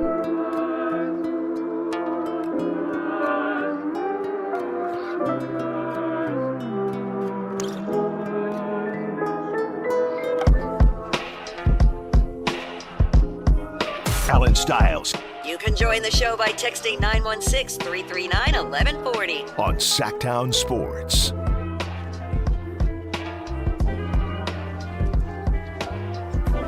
Taking you up to 2 p.m. and the different trade rumors, and I see Ryan Coda on the Sac chat saying, hey, what's up? Sac fam, I'm happy to be here. Let me turn on Sactown Sports 1140. Oh, this dude wants to trade me already. Cool. I'll say this. Number one, this is just all part of the game. To see somebody else, hey, we got to focus on the season. Hell yeah, we are. We are. Trust me. How much time did I spend trying to finagle away for the Kings to get the 8 seed? We are. But if that doesn't happen, there are decisions that may need to be made. That's it. You should have heard Sean Cunningham this morning on the morning show. He was like, I would imagine that this team is not going to be the team in February. See? I mean, I'm the only one out here trying to give a little bit of faith to that 34.5. Say the Kings are going to sneak into the 8 seed. I'm the only one. But with other names being thrown around, that's what has to be done. You know, the funny thing is, as we have the conversation, whether or not this stuff will affect the coaches and the players and these rumors, the funny thing is when we talk to Malik Monk, and I know some of it is just saying the right thing, when we talk to Malik Monk, he was not really too worried about it. I think a lot of these guys don't like it, but yeah, I guess I'm going to do it. When you get paid the 1% of salaries and millions get thrown around like thousands for normal people, you kind of understand it. And I don't pull that card a lot because I do get that they're all humans and, you know, it's obviously tough to have to move around. But everybody has stuff in their job that they don't like, right? And it's, at least I'll say on this show, nobody is safe. Whatever report comes out, there is nobody off limits when it comes to talking about making a certain move. But if you are making millions and millions of dollars, you can take Allen Stiles having a conversation that he didn't create, by the way, having a conversation about reports about supposed trades. I think you could take that. I know if I were one of them, I wouldn't mind it one bit. I'd be driving around. What do the kids drive these days? I almost said Rolls Royce. I don't think it's a Rolls Royce. I don't know any kids driving those. Yeah. Well, look, the classics are coming back. I'm Devin Booker in the first lowrider ever made that's worth $3 million. Whatever these kids are driving these days. I think the Bugattis are There you go. I woke up in a Bugatti, right? I'm on my G5 jet. It's probably a G8 now at this point. And I'm listening to Sactown Sports 1140. I might just have a smirk. You don't think Malik Monk at any point in time, Malik, my guy now. He's my guy now, by the way. After that last interview, he's my guy now. Yeah, sure. Okay? Yeah, Malik has definitely heard me talk about it. He's definitely heard me talk about it on the airways. I'm a pizza guy. But I also caveat and say Malik's my favorite player on the team. I'm a pizza guy. That doesn't change how this thing works. So you will throw him in a trade for Tari Eason tomorrow. I'll do it right now. Say I won't do it. I'll do it right now. So shout out to Ryan on the Sac Chat at 916-339-1140 if you want to be a part of the conversation. And whether or not, and bringing it all the way back around to whether or not trades will derail this season, I don't think so. Based on how Media Day went last week, I think everyone is so painfully transparent that they know what it is to some degree. I don't think Scott Perry said, look, any of y'all could go, right? But I think there is a level of, if y'all don't take care of business, you know what's going to happen. If we are in January and we are a 12 seed, we're going to have to look at things. That's business. We're dealing with veterans. Nobody is, hey, coach, give us a chance. A chance for what? You're 10 games back. It's over. You're 10 games back of the 8 seed. It's over. So they understand that. Now, conversely, and I think where this gets very interesting, obviously, if they're in the 5th seed in January, no, we rocking and rolling. I think what'll be fascinating and something to keep an eye on is where the Kings have been all these years, because they ain't going to be in the 5th seed and they ain't going to be in the 12th seed. You know where they're going to be. They're going to be in that brand spanking new 9 seed. That's right smack dab where they're going to be. And then the question becomes what Scott Perry does in that situation. Now, I hope they're in the 7th seed. I hope they're in the 8th seed. I hope they're in the 6th seed. I've given you ways that the Kings could get there. And obviously if they're in the 12th seed, that makes things easier. But if history tells us anything, you could Sharpie that Kings team into that 9-10 spot, and that is where we will learn more about Scott Perry, his philosophy, the autonomy he has, and the decisions he wants to make. So Sean Cunningham is saying, essentially... Here's Sean Cunningham. Yep. Who? I don't know. Essentially, that the Kings would be that 11-12 seed, which would make things easier. Maybe Sean says, honestly, I believe that even if they're 9-10, this thing will get blown up. I feel like it's more so the assumption that they will be 11-12, which would make things easier. But if they're, like I said, if the Grizzlies can't figure it out, Ja can't stay on the court with that ankle, the Spurs, they're bricks, they cannot shoot, even if they can't throw a rock into the Riverwalk, and next thing you know, they're a 9 seed, that's where Scott Perry... we will find out what his vision is. Because they could, quote-unquote, go for it. The visions are clear now. Quote-unquote, go for it, and kind of sad going for it would be trying to get the 8 seed or the 7 seed. Or they could say, all right, this is the 3rd consecutive season we've been the 9-10 seed. It's time to go. DeMar, maybe. Yes. Ladies and gentlemen, the weekend, right? It's time to go home now. Right, we're going to take our ball and go home. Well, it's not even go home either, right? Because they can't really move Zach LaVine, and I don't think they want to move Zach LaVine. Mm-hmm. So you're looking at Monk, who they've already been trying to trade for the last 2 months. You've got DeRozan, who contract isn't guaranteed. What is his role going to look like on the team they're trading him to, and what are you going to be able to get in return for a half a year and possibly a second of DeMar DeRozan? Mm-hmm.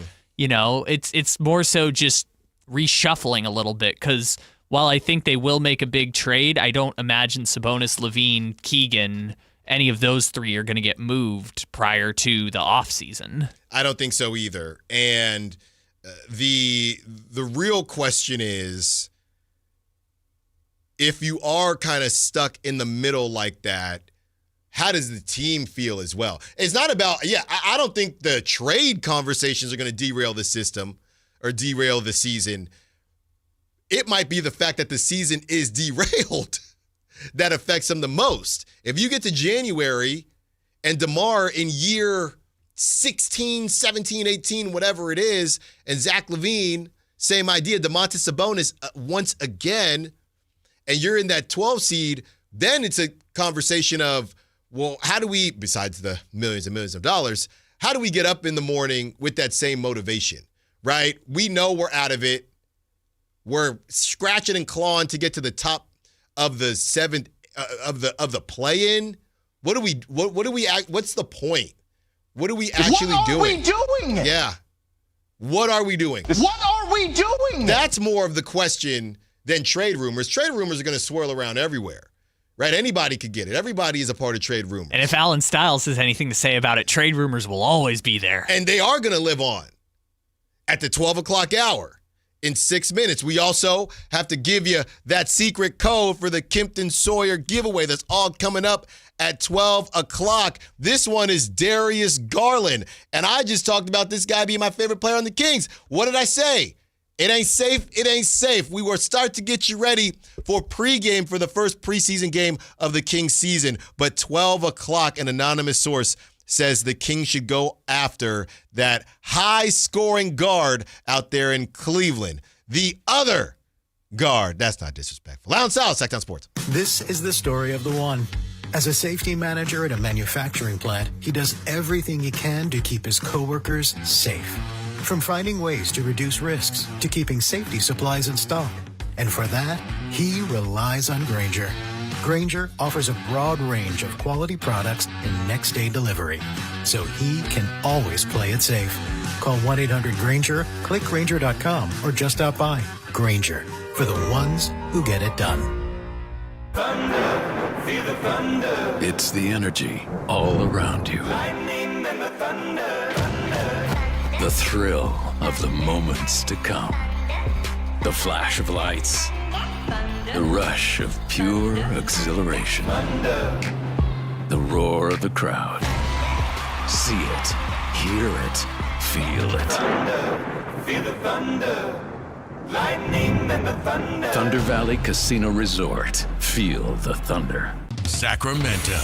Buckle up. Fasteners Inc. Tool Outlet is dropping one day of insane DeWalt deals on October 18th. Bare tools, batteries, and kits will be at insanely low prices. Spend $1,000 on DeWalt products and get $75 off your order instantly. Spend $100 and get a lotto scratcher with prizes up to $1,000 off your next order. That's one day only. October 18th at Fasteners Inc. Tool Outlet, 6701 Power Inn Road. For more info, visit fastenersinc.net. Fasteners Inc. Better tools, better prices. The deals are on now at the model year-end sales event at Folsom Lake Honda, your one-stop Honda shop. Looking to own or lease? Save on year-end models and drive a brand new Accord or Civic. Visit us today at folsomlakehonda.com, your one-stop Honda shop. As a family-owned and operated dealership since 2009, customer service is our #1 priority. Our customers love doing business with us, and you will too. Go to folsomlakehonda.com. Your one-stop Honda shop. With 25 award-winning years in Northern California, Ashton & Price is your local injury law firm. Pro attorney tip: if a firm presents as local but they're in LA, red flag. If your first consultation is not with a lawyer, big red flag. At Ashton & Price, your first consult is with a local attorney, and if serious injury prevents travel, a lawyer will come to you. Still not enough? George Washington's my uncle. At Ashton & Price, no red flags, just red, white, and blue. Remember, for the best advice, don't think twice. Call Ashton and Price. Carmichael Dave here with breaking news. American Energy Heating and Air is changing their name to American Energy Home Pros. No, they're not going to do poetry. Not that kind of pros. As in professionals. Hey, listen, I've told you for months, they want to be your second opinion partner. Of course they do. They want to come out to your house for free. Take a look at whatever offer you've been given on your heater, on your air conditioner, and now your plumbing. And what will they do? They'll give you a replacement quote. They'll give you a second opinion, which does two things there. Number one, it lets you know that whatever service you've been quoted, you actually need. And number two, it's going to let you know, A, if you have a great price from somebody else, or B, more probably, if you have a better price from American Energy Home Pros. Been in business since 1981, 916-520-9990. That's 916-520-9990. KHD 1 Sacramento, KYMX HD3 Sacramento. Your home for Kings basketball for over 25 seasons. Hammer time thrown down by the league. From the Power Business Technology Toshiba Studios. Sactown Sports, 1140.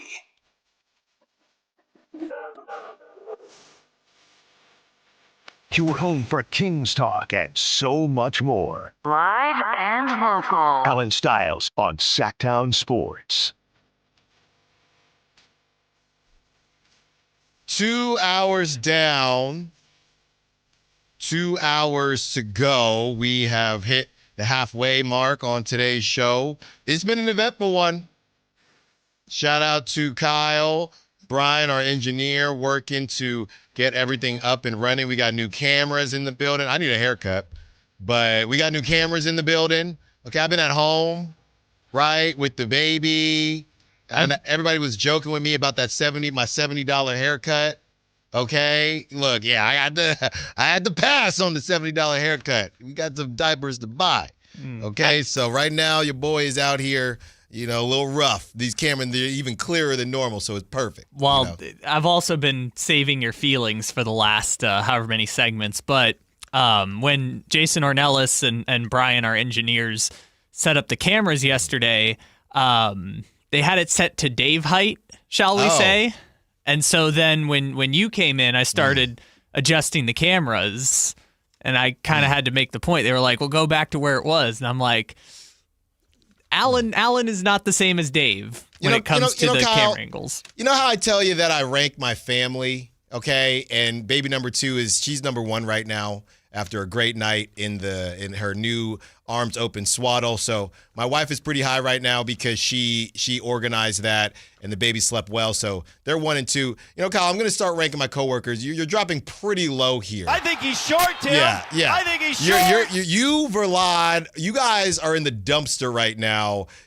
First of all, you're sending through calls when we're talking about the Kings and his Niners calls. You keep playing this sounder. I thought we were on the same side here. You're giving information that does not need to be given out on the airwaves. I think you're sitting here, man, oh man, I got to see how many people are on this list, but you got some work to do, brother. You got some work. You do. I am not someone. I'm going to go Stephen A. Smith on you. You do not want to make an enemy out of me.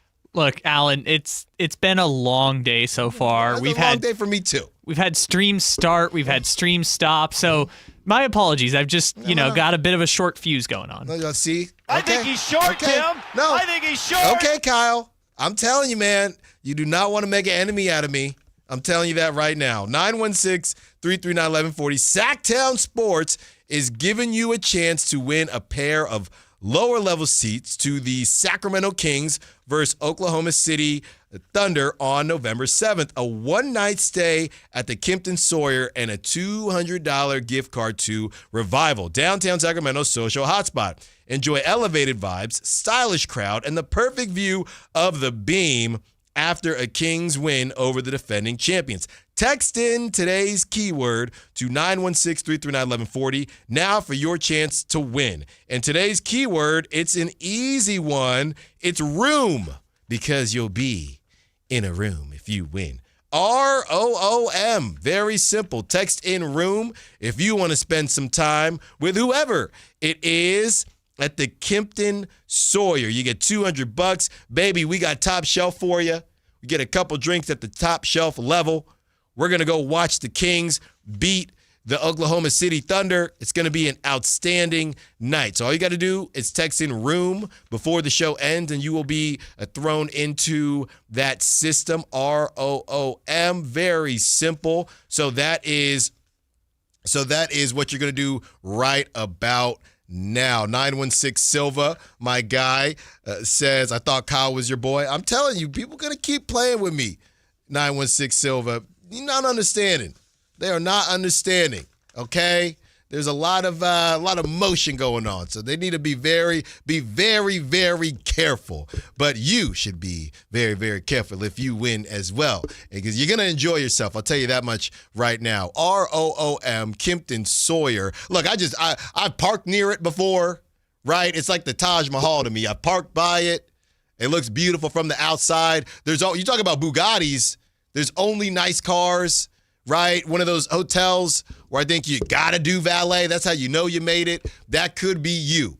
Okay? So text you in, and the players. That's right. Text ROOM and do that right now if you want to have your chance to win. We have hit the 12 o'clock hour, and we are getting to an anonymous source. So this came out yesterday, and we were going to talk about it, but the super secret surprise segment with Neat Clifford, which is out on YouTube right now, you can check that out, and on the Sactown Sports app. But the super secret surprise segment came up, so we wanted to spend a decent amount of time on this, so we pushed it to today. So an anonymous source was talking to somebody at the Cavs roundtable, and they said that the Kings should trade for Darius Garland. Now, this is what happens. They thought that they could power through. It's very similar to what happened with Jason Tatum and Jaylen Brown. Now, the Celtics decided to hold on to Jason Tatum and Jaylen Brown, and not only did that work, I don't even know if you could straight up say Jason Tatum and Jaylen Brown worked. They just surrounded them with so much talent that it had to work. Because it wasn't as if it was this Batman, Robin, or Robin and Batman type of deal. They had so much talent with Derek White taking a leap, and obviously having Al Horford, Kristaps Porzingis. There was just so much talent that it worked.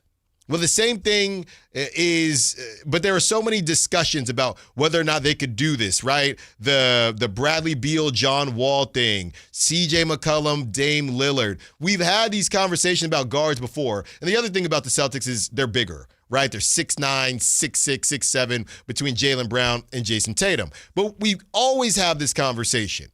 Once these guys don't win, and it's a very, and I know Evan Mobley took a step, but it's a very guard-heavy offense, and you don't win, and you lose the way the Cavs lost. I know they dealt with some injuries, but now it's time to have the conversation, okay, this isn't working. We got to do something else. My only issue, as I'm about to read it right now, my only issue is based on what's not working, why you would go in this direction. So this is what they had to say. I think they need to trade Darius Garland. That backcourt is too small with him and Donovan Mitchell. I love the Lonzo Ball trade. If I were Kenny Atkinson, I would start Lonzo, Donovan, DeAndre Hunter, who was sixth man this past season, Evan Mobley, and Jarrett Allen, and trade Darius Garland. Sacramento was interested in him before getting Dennis Schroeder from Detroit. Maybe call them up and see if they want Darius for Malik and salary filler. Now, Malik is about at $18 million. Darius Garland's at about $39 million. So yesterday, our initial conversation was DeMar DeRozan. DeMar DeRozan makes too much. So you're looking at a situation where it's Malik Monk and Dennis Schroeder, right? And maybe some protected picks, and the Kings would receive Darius Garland. Now, the fact that this executive is saying that he would not start, obviously, he would not start Malik Monk and he would not start Dennis Schroeder, that does change my thought process because DeAndre Hunter, I think, is good enough to start. So Lonzo would be the point guard, Donovan Mitchell, the shooting guard, DeAndre Hunter, obviously, the 3, Evan Mobley, the 4, and Jarrett Allen, the 5. That lineup cooks to me. As far as what they're giving up, the money situation, I just think as far as Darius Garland is concerned, people are trying to get away from these ridiculous contracts. Now, why the Kings would want to do it, it's a different situation, and it's tougher to get talent in Sacramento. But if you're the Cavs, you have Malik Monk, who he's got 3 years left, and you have Dennis Schroeder, who has, obviously, he's going into 3 years, but Dennis Schroeder, very tradable contract. That's just kind of what he's meant to do. Kyle, you've added on these first-round picks. I don't know if you need to do all that. I don't know if you need both. I know they're protected, but I don't know if you need both. Darius Garland's good. But that's a lot to me. I mean, think about it like this, though. Nowadays, the contract actually is a deterrent. So the reason I don't think you'd have to do, because Kyle has Malik Monk, Dennis Schroeder, 2026 first-round pick, top 10 protected, and a 2030 first-round pick, top 8 protected. The reason I don't think you need to do both is because people are not looking to add on $39 million contracts for undersized guards these days, even if it's Darius, even if it's an all-star. So I think that the Cavs, if you're the Cavs, you're in the camp. A lot of these guys with these big contracts would say, hey, you're giving us more flexibility with two guys that I know there was a conversation about Malik Monk, but Darius Garland, his value is very confusing. So I understand why you did it. If I'm the Kings, I'm not giving you both. So just for reference, it's the 2026 Kings first, but it's essentially play-in protected. Mm-hmm. So, right, if they make the play-in, the pick goes to the Cavs. If not, then, we'll figure out the rest later. Which, if you're trading for Darius Garland, you probably expect you're going to be in the play-in. Yeah. So that's kind of the premium pick. And then the other one I threw in was just the one they were willing to trade for Jonathan Kuminga, the 2030 play-in protected pick. Where it's tough, though, with Garland, and why I think, not that they should make this trade, but why it makes sense for them to move on from Darius Garland is, in the modern NBA, you laid out all the points articulately about undersized guards, and totally get it. Him and Mitchell defensively is a problem. Tyler Hero and Garland were going back and forth about how they both suck at defense, right? Yeah. And how teams pick them out on defense, right? So totally understand those points. You trade off the defense for the playmaking at 3 levels like Darius Garland has. But in the modern NBA, the singular star has less of an impact, I would say, than ever before, right? Like, back in the day, like, just the fact that you had Jokic meant you were going to the finals or had a chance of going to the finals every year. And we saw Jokic win an MVP and they lost in the first round to that Warriors team that went on and won the finals, which is not fair totally because there were injuries and stuff. But I think what's interesting about moving on from Garland, if you're Cleveland, is are you better off having 4 max level guys, or are you better off having 10 players that could come in like the Pacers had last year in the playoffs. And that's a really interesting philosophical conversation just about roster constructing, because I think back in the day you used to say, give me Mitchell, Garland, Mobley, Jared Allen, and we can cook with those 4.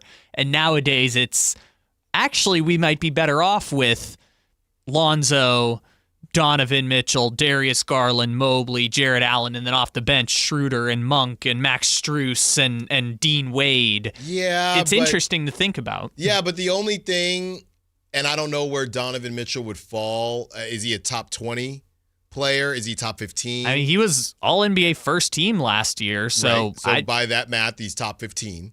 Or top 10. Right. So to me, and to the point that you just made, it's still a star-driven league. I think the Tyrese Halliburton thing, and this is what we do when we create these models, let's not forget there were injuries involved with the Pacers runs, right? Let's not forget that certain things, objects may appear further or closer than they actually are. I don't know if everybody should say, oh, well, I guess we don't need stars anymore, because number one, they lost, and who'd they lose to? The MVP. Right? In Shai Gilgeous-Alexander. You just said, based on what you're saying, there's still a line, right? And Tyrese Halliburton might be just a one-off, because you're still talking about Donovan Mitchell, who's a top 15 player. Mm-hmm. So the idea now going to the Kings, right, and them making a move, this is what we've seen with the Kings, though. Because De'Aaron is a fringe top 20. Sabonis is a fringe top 20. They have all these fringe top 20 and fringe top 40, 50 players, and it hasn't been enough. Here's where I think it's different from the Cavs standpoint. Because, right, for the Kings, there's not a ton of justification other than we refuse to tear this thing to the ground, so we're going to try and plug Garland in, and that will balance out the roster a little bit more. And then they just have to find a power forward and go from there. But from the Cavs standpoint, where I think it's different is, let's say Donovan Mitchell is top 10 but not top 5 player in the league. He's somewhere, I think the Ringer rankings had him 9th or something like that. Where I think it's different for them than like some of these examples before is that Mobley might also be a top 20 player. So if you have maybe you don't have top 5, but if you have 2 in the top 20, then I think we're cooking with something, which may be the way. Healthy top 20. Because again, De'Aaron and Sabonis, those couple years, they were both, fringy top 20, top 25. It's crazy that it makes that big of a difference, but it does.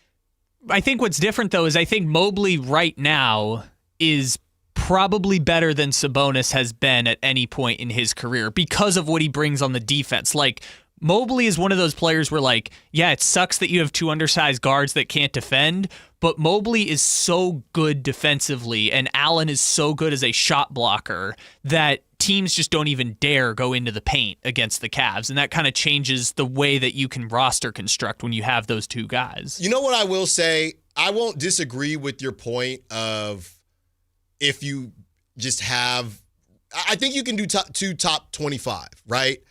I think if you do 2 top 25, then the rest of your roster, to your point, your ceiling or the top of your roster can be not as high if the bottom of your roster is meeting them there. I think the problem with the Beam team is that you had fringe top 25s in De'Aaron and Sabonis, and then you don't drop off a cliff, but you had a random season from Keegan, random rookie season. You had, it wasn't sustainable. Monk and Herter had career seasons. Right, which still led them in a down west to lose to Steph Curry and the crew. Let's go back to the Cavs. You can, if Donovan Mitchell wasn't all that, if he was kind of a lesser player and he was top 25, you had Darius Garland. Let's say they make this trade, right? So Darius Garland's gone.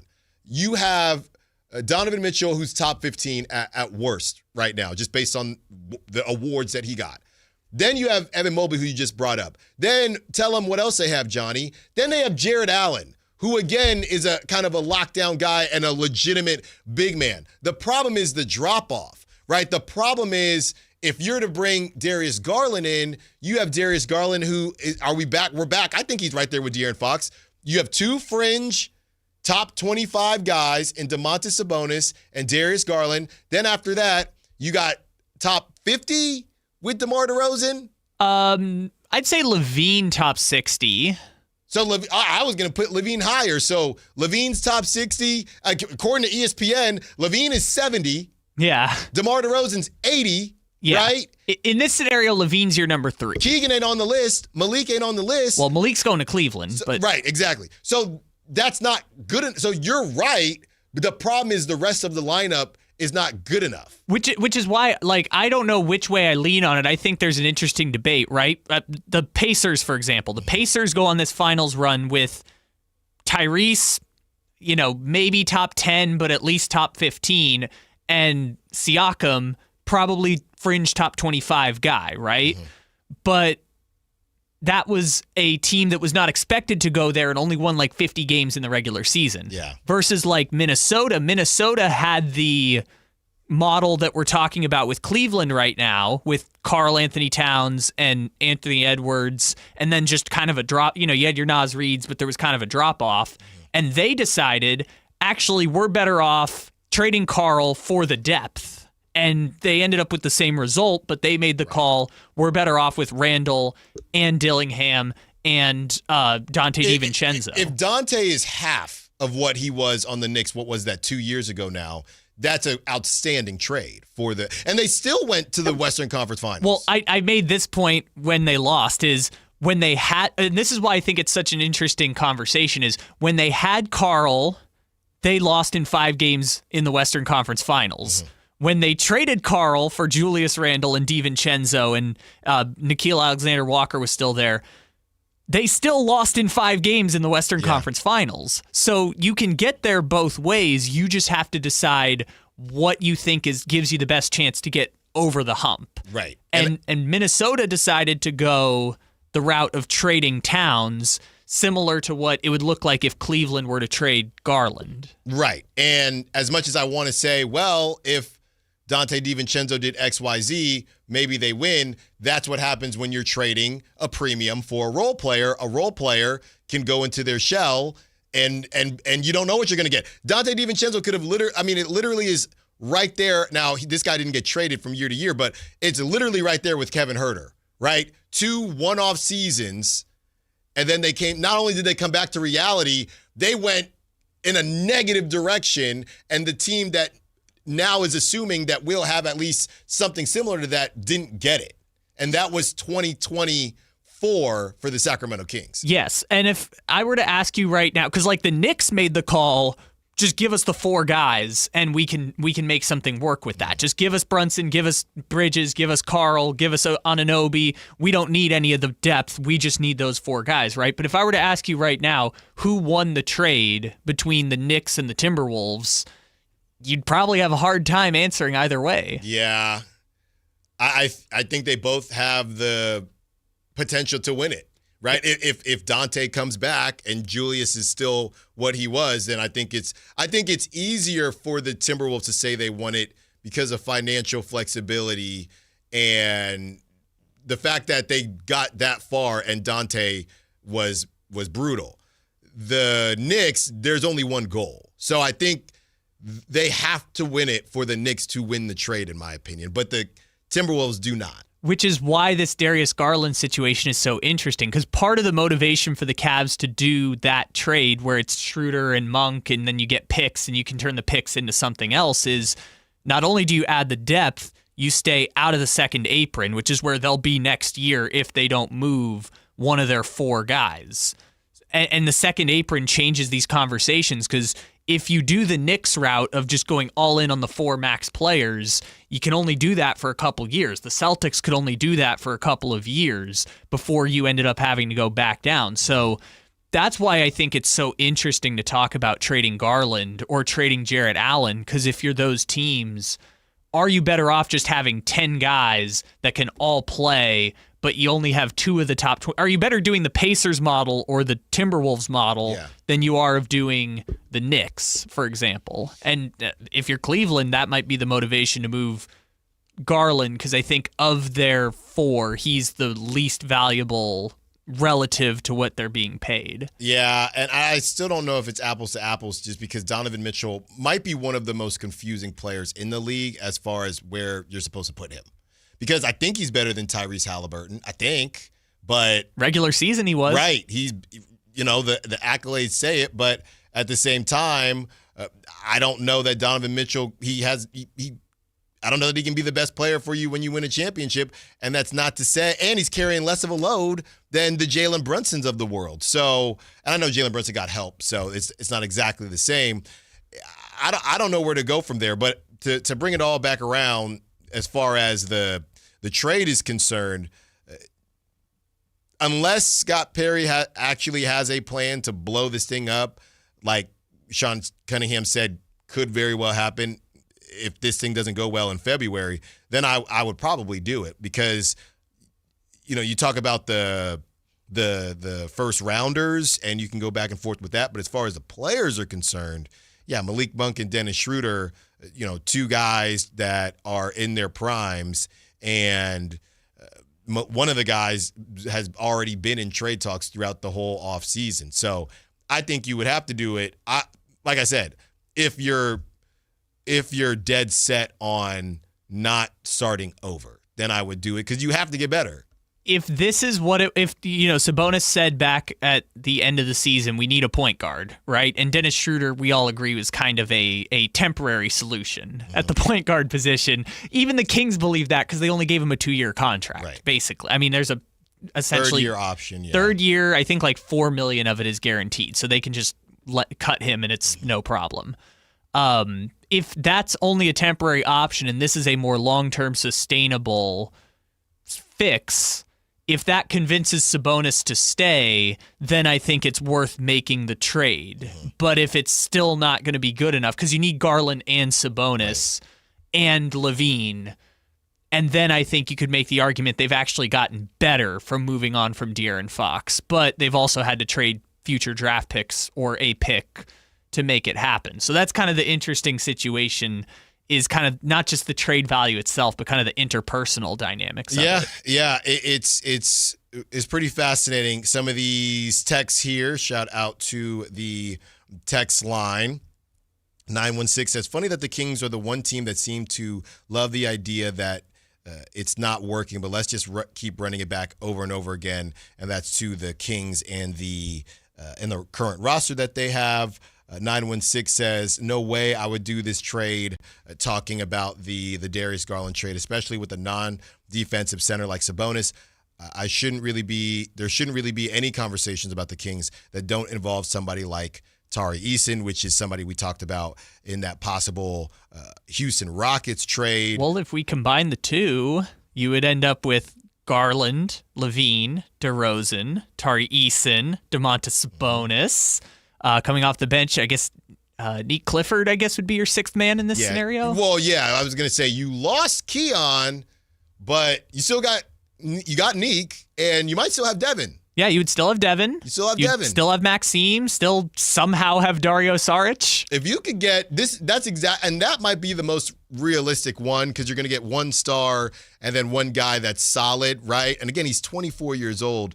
Tari Eason is. If you could get Darius Garland and Tari Eason, yeah, that team could finish fifth in the West. I'm sorry. If I believe Nick Clifford is going to be who I think Nick Clifford is going to be, you could lose Keon. I think that team could be top 5 in the West. I would make the distinction, though. I think that team could be top 5 in the West in 2027. Because I think the problem is you'd have to give up so much in the short term that you wouldn't be able to. It's the Lakers' problem last year, right? The Lakers are obviously better with Luka, but they had no center and they had no wings because they had to trade them all to get Luka. You would at least be somewhat competing. And maybe this team is going to compete this season. I'm not trying to disrespect them. I'm just going off of what the projections are. Let's just do it that way, right? I think that this team with Darius Garland and with Tari Eason, that projection would be closer to what it would require to be a 6 seed or something like that, which is, I don't know, Kyle, it's been so long since the Kings have been up there. Is that 47 games? Is that 50? Last year, the 6th seed was 49. Yeah, that's 50 games there. I think you could find 50 games with Darius Garland, Tari Eason joining that crew. But it remains to be seen right now. They are who they are. And speaking of enough trade talk, let's get to the reality of what the Kings are right now. And Brendan Nunez, as I teased before, he was at shoot-around earlier today before tonight's first preseason game for the Sacramento Kings, and he is in the building. He joins us in just a second. Don't move. Allen Stiles, Sactown Sports. Wesley Financial Group is not a law firm, and Chuck McDowell definitely not an attorney. This is Chuck. If someone talked you into buying something really silly and you want to get out of that silly little thing, my advice, get the facts. Call me and I'll send you our timeshare exit kit absolutely free. Inside, you'll learn how timeshare works and all your options for cancellation. Call Wesley now for your free exit info kit. 800-838-6767. That's 800-838-6767. Let's go! You're still glowing, flirting, grooving. You still got it. But your immune system weakens as you age, making it harder to fight flu, pneumococcal pneumonia, RSV, and COVID-19. Vaccines are a key part of any health routine and help strengthen your immune response. Ask your doctor or pharmacist which vaccines you need. Schedule in minutes at vaxassist.com. Sponsored by Pfizer. Footballs are flying. The days are getting shorter. Fall is officially here. Will your heater be able to get you through the winter? The heater at Whiteywood shut down last winter. So who did we call? Lee's Air Plumbing and Heating. We wanted somebody we could trust to do the job right and deliver great value, and Lee's came through. Check them out at leesair.com. Lee's Air Plumbing and Heating has built a reputation as the leading HVAC company in Sacramento. We've got a new HVAC system that works great, saves us money month to month. Find out how they can help you at leesair.com. License number 635355. This 49ers Red Zone Report is being brought to you by Mountain Mike's Pizza. Pizza the way it ought to be. Mac Jones throws. McCaffrey! He's got it! Touchdown! Touchdown! Touchdown! 49ers! Stafford gets under center at the 11-yard line. He takes it. He turns. He gives to Kyron Williams. He gets back.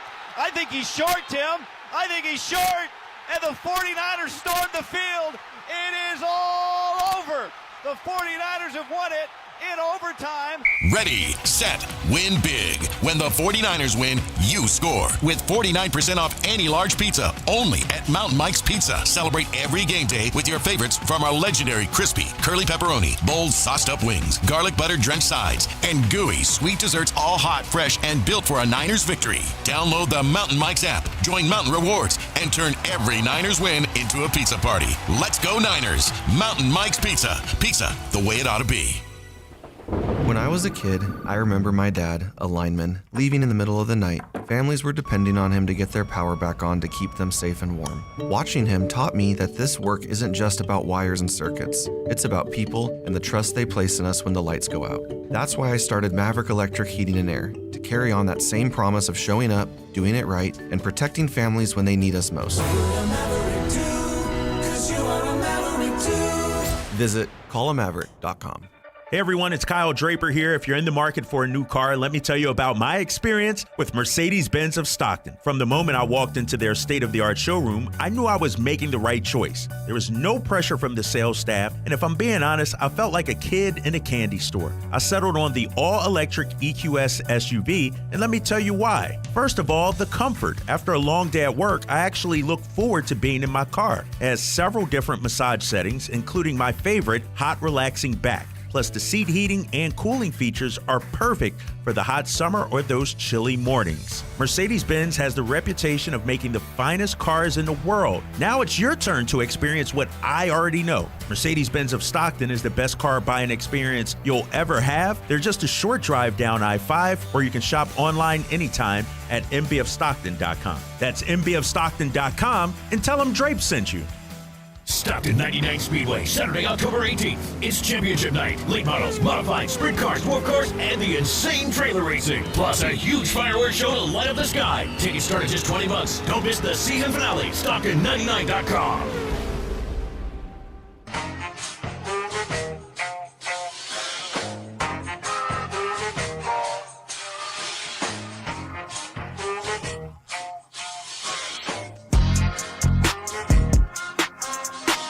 Allen Stiles You can join the show by texting 916-339-1140 on Sactown Sports.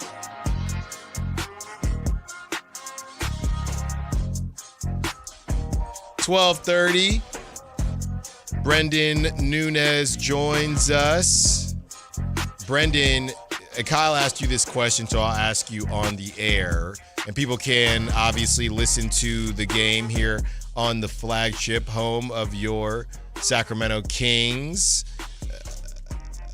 And you can watch it on kings.com as well. And you can AirPlay unless you're Kyle and your TV doesn't do that correctly. But you can AirPlay, watch it on your iPad, your laptop, your phone, and go from there. Brendan, who are we going to be watching tonight? I know Doug was playing his cards close to the vest, but do we think we'll see everybody? Do you think the starters are going to get more than 20 minutes? We were talking about how every preseason is different, right? Spring training, NFL. It used to be starters in the NFL would play I think a long time ago it was the last game, then it was the third game. Now they just don't really play at all because they have less games, so it can be a bit confusing, and NBA is just all over the place.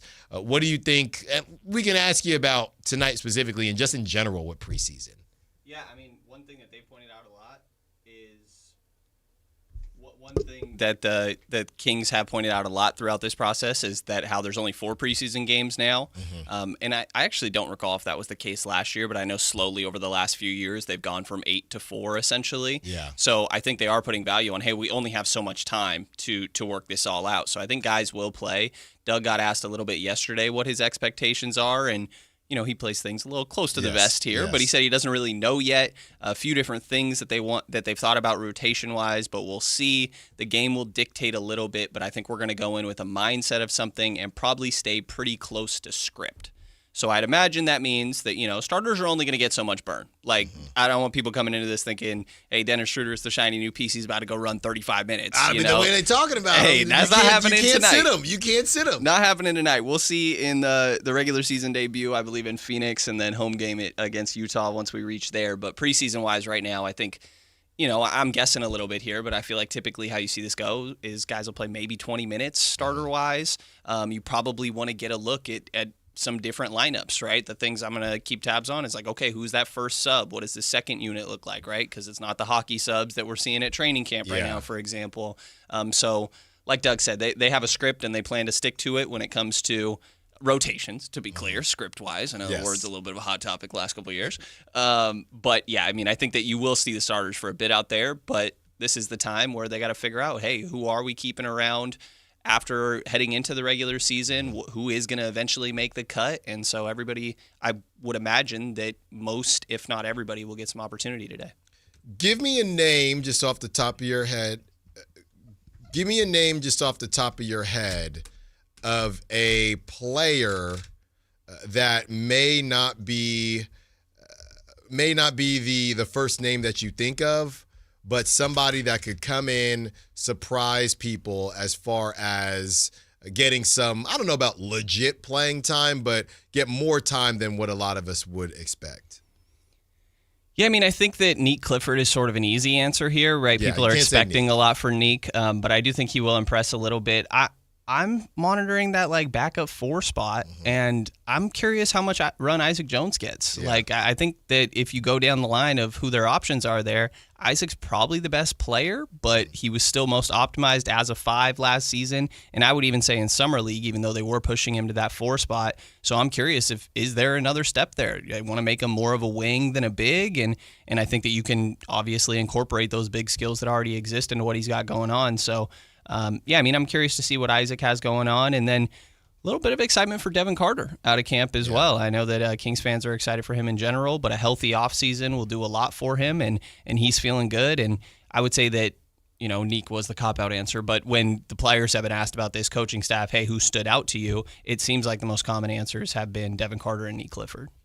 Which is so funny because they're kind of battling for that playing time. Well, I say that, but I don't know. I know he played the three at times, but I don't know how much Devin Carter is going to play the 3 versus it seems like Nick Clifford is going to play the 3 much more often than Devin. Yeah, I think Nick definitely has that versatility. When he was talking to you the other day, yesterday I believe it was, he talked that he thinks he can guard 1 to 4 and he can play 1 to 3 offensively. And I think that they've hyped up that same idea, some of his playmaking ability there. Devin is probably more of a 1-2, right? Yeah. Less size there, but good length. I think the athleticism helps make up for things. And, you can think of matchups like random specific scenario, but like Patrick Beverley, for some reason, being a good match, well, maybe not good matchup, but there's moments where you're going to put him on Kevin Durant because he's just going to get into their body and bother a guy, right? Like, I still think that you can have moments of putting Devin on threes, but that's going to take the other team probably being a little bit small as well. I think we are talking probably more of a 1-2 for Devin Carter compared to 1-3, maybe even 4 for Nick Clifford, which does leave him more opportunity for minutes, obviously. Yeah, depending on who's out there. We talked about, and there's backups too, right? It's not, when we think forwards, well, he can't handle Aaron Gordon or he can't handle Zion. Well, no, but he's, number one, nobody on that team can. But number two, he's not going to have to. You know what I was just thinking, though, Brendan, and we were talking about ceilings earlier this week, and I said, this might sound crazy, but Devin Carter athletically has a higher ceiling than Keon Ellis. Okay, that's what I said, as far as his ability to rebound the ball, things like that. And you know what's funny to me, as you've been on this show without the purple-colored lenses on when it comes to Keon Ellis and trades. But I'm not even talking about trades. We've done too many trades today. I'm not even talking about trades, okay? From a playing time standpoint, Keon Ellis is not somebody that can really handle the basketball right now. Yep. I would probably give the edge to Devin. I don't know, but I think by a decent bit. I don't. Neither of them you want as your starting point guard, but I'm giving the edge. I don't think you feel comfortable with either. So let's think about it like this: Devin did not get to play very much last season. Handling the basketball, neither of them you want to do it. And both of them, funny enough, last summer league, Keon was the guy, hey, we want to work on your playmaking. This summer league, Devin, hey, we want to work on your playmaking. I think it's Devin, but it's neither. If either of them are handling the rock for you for a long period of time, it's not great. Shooting the basketball right now is clearly Keon, okay? Yeah. Defending, it's Keon, but I don't know by how much. And the reason I'm doing this exercise is if Devin gets hot from 3, Keon is not somebody that is running and asking for the basketball. He gets a lot of grenades, or he's going to get it in the flow of the offense. I think there's a world where Devin is challenging Keon for minutes because offensively, Keon, he doesn't have a bunch of tools in his, he hasn't been asked to, right? And Keon will always tell you, back in the day, I tote that thing too. But nowadays, he's a 3-and-D guy. If it comes down to just Keon's ability to shoot the basketball and he goes cold or whatever it is, defensively, I think Devin's right there, which means I think there could be more of a battle than everybody is, even myself, than I've even thought about before. Am I crazy?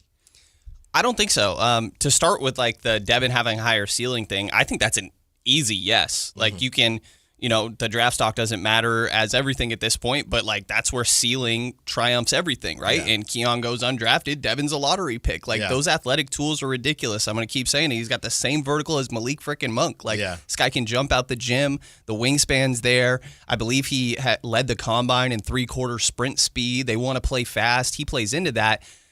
But I do kind of think it's easier to see how Keon gets minutes, right? Because of some of the things that you mentioned, that he doesn't quite need Devin doesn't need the ball in his hands, but that off-ball shooting threat that Keon has, this is the big question for Devin, right? Is what does that shot look like? And not visually, I don't really care, to be honest. You care. It can look a little funky. I might make some jokes here and there. Were you there real quick? For the game winner? No. When they asked, Jason Anderson and Jake asked, what was the vibe like when he said, you tell me or I'll let y'all decide? I didn't really know how to take that, to be honest. I'll say that it looks different. Like, we're not making this up, Devin. I think a little bit. I personally feel like I have to see it a little bit more before I can claim that it looks different. Yeah, I think tonight's going to be a good opportunity, all these preseason games.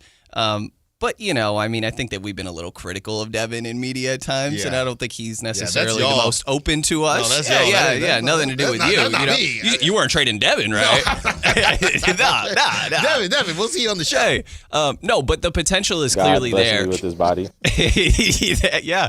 Definitely confident, though, and I think that confidence is obviously important in him getting to the point he's got in his career, but it's just hard to imagine, the easy route to him getting more minutes than Keon Ellis when there is a Domantas Sabonis, there's a DeMar DeRozan, there's a Zach LaVine on this team. Like, the backup point guard might just bring the ball down the floor, or they might even just defend opposing point guards and not even do that, right? Yeah. And so Keon is just such a smoother, easier fit, right? Where I could see games where maybe Keon is closing out there, and I think it would just take more for Devin to prove that off-ball ability, specifically when it comes to the three-point shot. Like, that's just the big swing here. One more, we're up against it.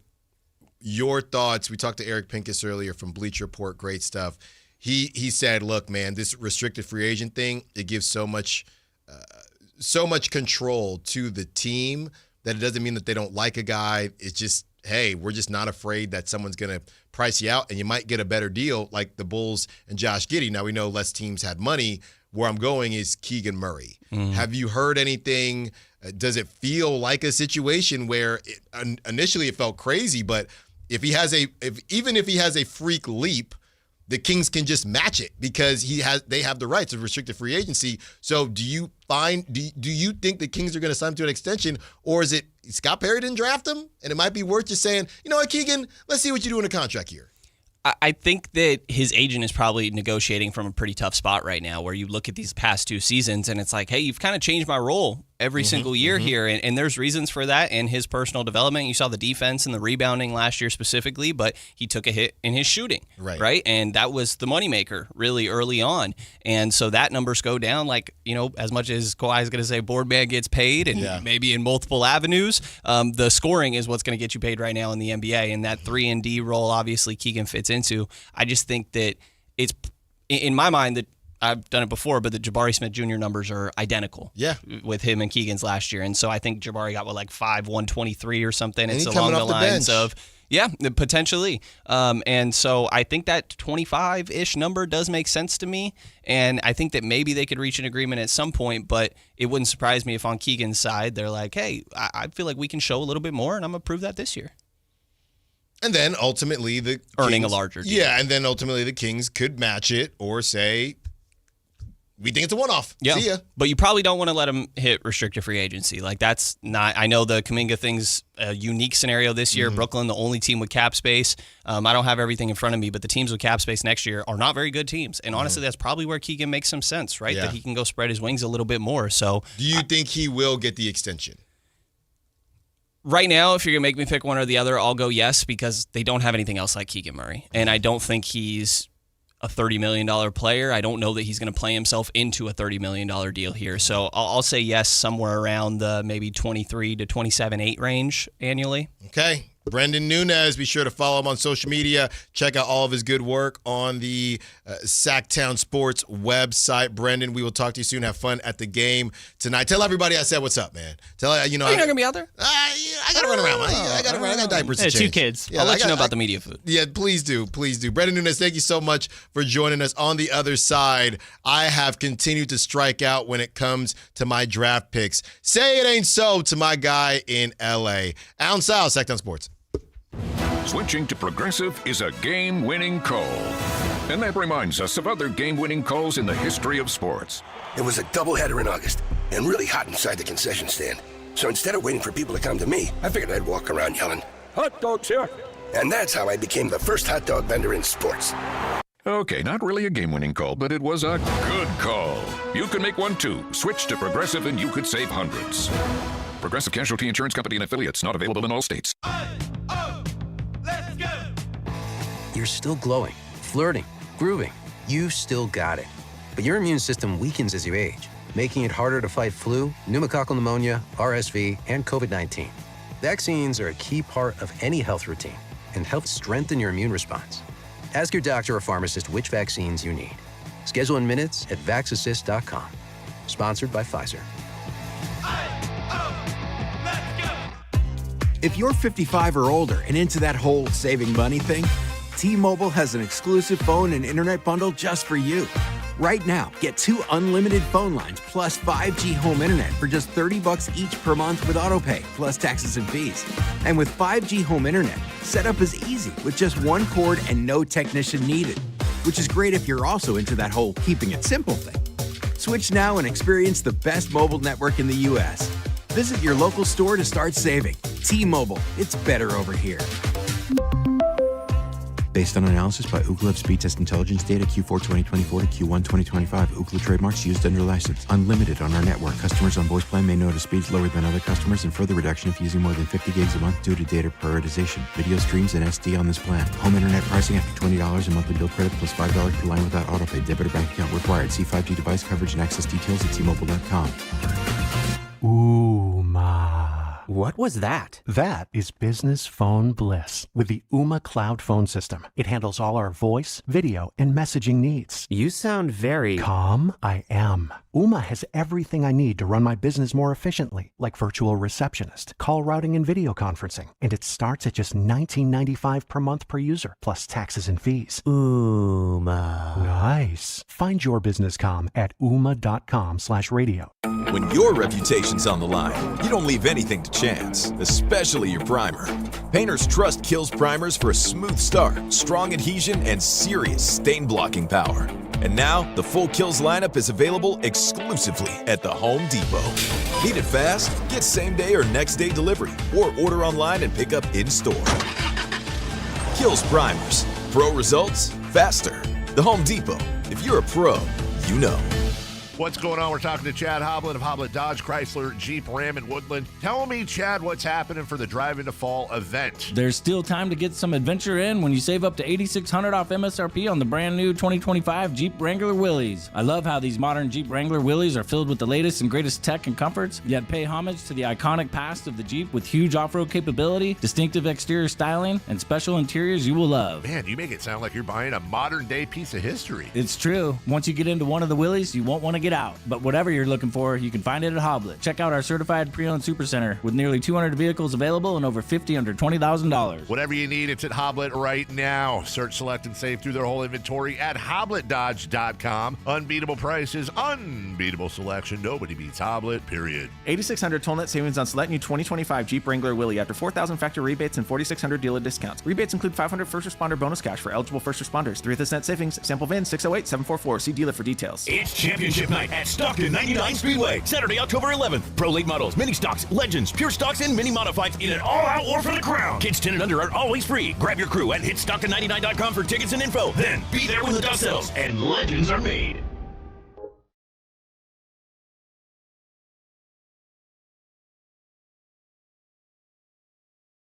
Allen Stiles. Watch the show on youtube.com/Sactown Sports 1140.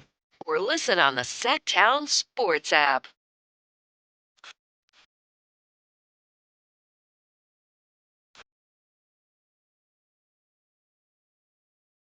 Thanks to Brendan Nunez. And you still have an opportunity.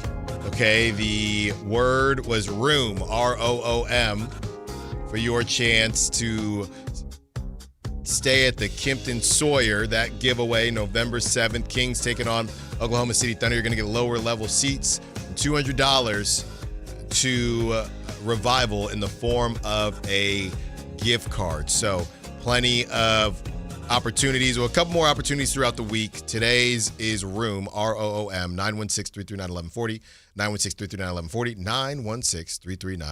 916-339-1140. So this is a guy who obviously I was very high on going into the 2024 NBA draft. It's your guy. And yeah, this was my number one guy. Like Tejan Salone, he came up eventually, but this was my number one guy. And it turns out that as of right now, he maybe shouldn't have been my guy because it is looking a bit rough for him. Dalton Connect. This is from Dan Woik, who covers the Lakers for The Athletic. And Dalton Connect is now viewed as a negative asset around the league, and the Lakers would most likely need to attach another asset to move him. Here's the quote: "The Lakers didn't move Connect this summer with anything the team possibly able to get for Connect not worth giving up on the potential that's still there. But after a rough preseason debut where he shot 1 of 12, scouts left Palm Desert as pessimistic as ever. One even calling Connect a negative asset, meaning the Lakers would need to attach pieces to incentivize a team in a trade. What would the Lakers, what would they even attach? Why would you even do that? Just bury him on the bench or send him to the G League. Or just cut him. Right. Like, why would they do that? Yeah, I think that's... Just send him to Sacramento. Yeah, Very just... simple. If you wanted an extra roster spot, I think would be the only reason to at this point. But the Lakers don't. It doesn't seem like the Lakers are like, wow, we have so much depth that we just can't possibly keep Dalton Connect, a former first-round pick. But you know what? It's pretty interesting because I was getting ready to say what's going on with this draft class, and the draft class was supposed to stink. But it's a bad draft class, and I know he had the cachet, and some of this is just being on the Lakers. But the 17th pick, and people thought he slipped a little bit, but the 17th pick in one of the worst draft class of the past 2 decades, I mean, what are we talking about here? Yeah, but his is weird, though, because he was excellent to start. And that's on the Lakers when I told him to get this sports psychologist because they broke him when they tried to trade him for Mark Williams and then rescinded the trade. Yeah, and once we heard, like, oh, he was taking mental health days to kind of process the fact, that's when I was like, no, can't. Not that it's bad, it's that... oh, this guy's clearly bothered by the fact that he got traded and had to come back. Mm-hmm. And clearly that affected his play when he had to come back to that locker room. And then you go get Luka, right? So he's got zero opportunity to actually do something. I'm just looking here, Rissache, and it's too early for these guys, but Rissache and Sarr, they look like NBA players. They're first team all-rookie. But these are top 5 picks, right? Reed Shepherd, we'll see. Stephon Castle looked great. Ron Holland, I think, looked, people. We'll see. I don't know. Yeah, we'll see. Tejon Salon looks awful. Donovan Clingan, it looks like he can play in the NBA. Rob Dillingham, no clue. Zach Edey, better than most thought. I mean, there's some Cody Williams. There's some stinkers. Oh, there's some bad ones in there. There's some stinkers. But the teams that drafted with purpose seem to be the ones outside of the top 4, because obviously the top 4 prospects are supposed to be excellent. But outside of the top 4, it seems like the teams that drafted with purpose actually worked out. Yeah. And he's got to come home, Dalton Connect. To Tennessee? To Sacramento. I mean, we can fix him. If DeRozan was coming home, I mean, what's Tennessee to Sacramento? Think about it. This is the perfect origin story for a villain, right?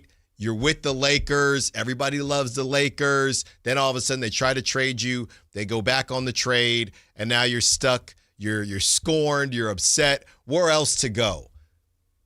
One of the places in the NBA that represents all of that, the Sacramento Kings.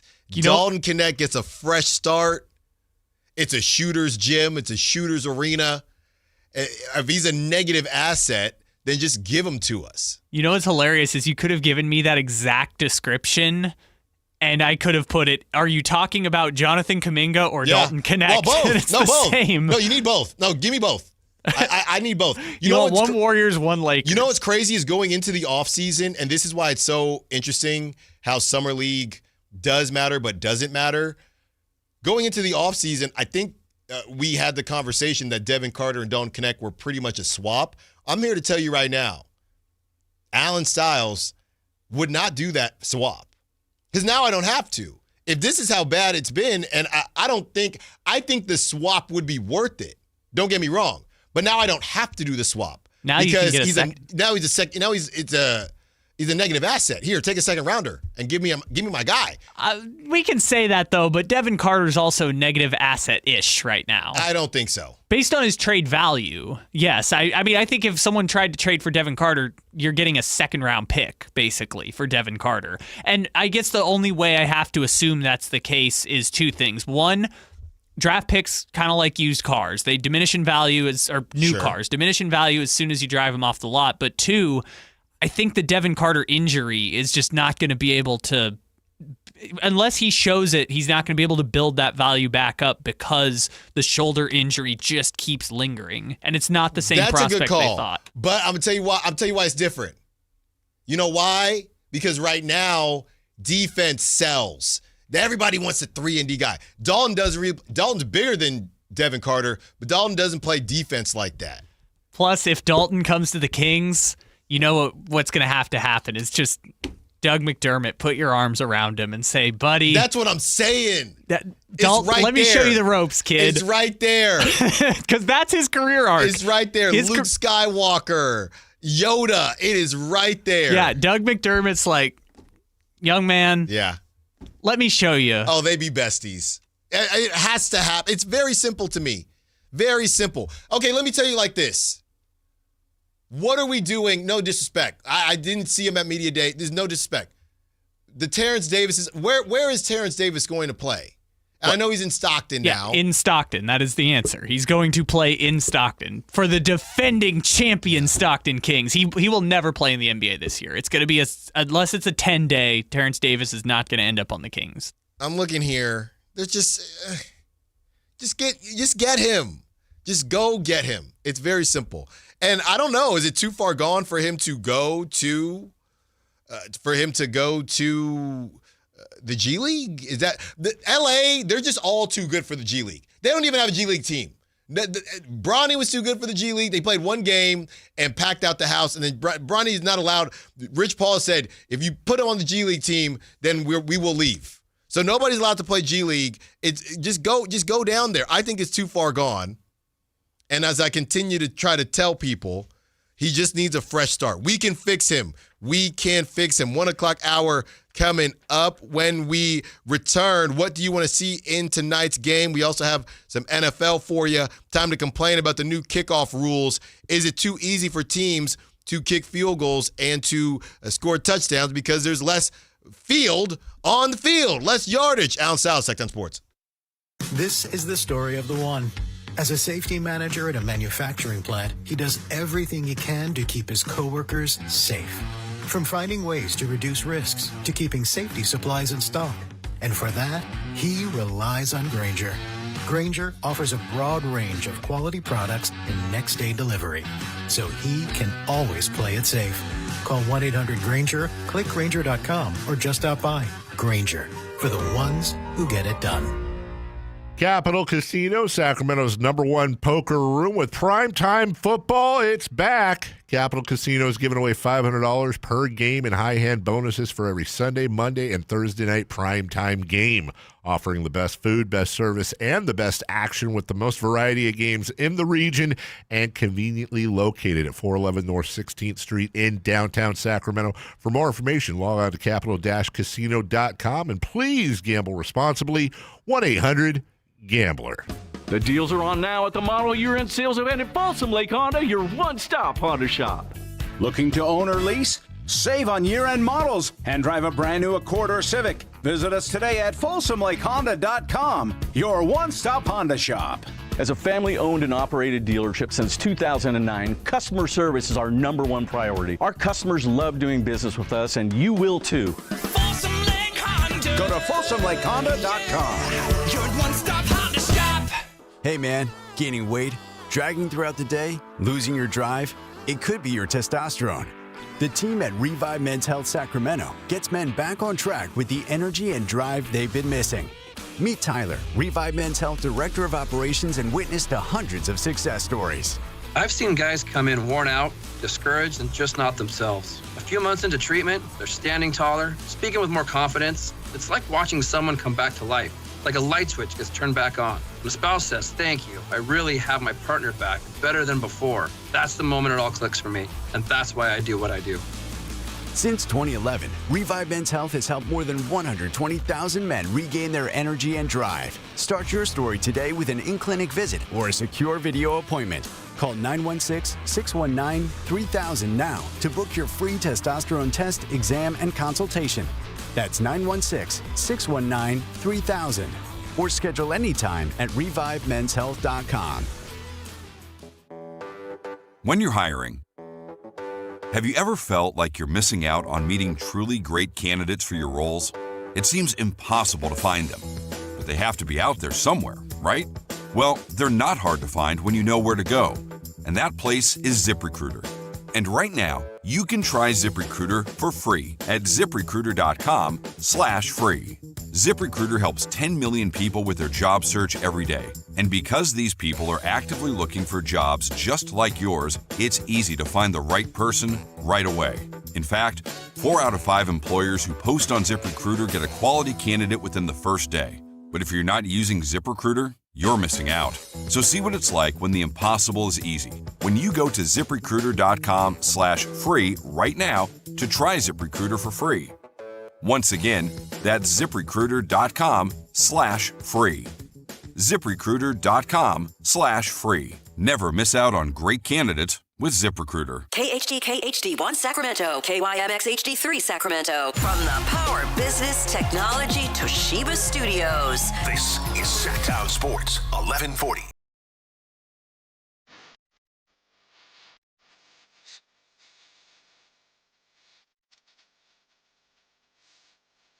Live and local. It's Allen Stiles On Sactown Sports.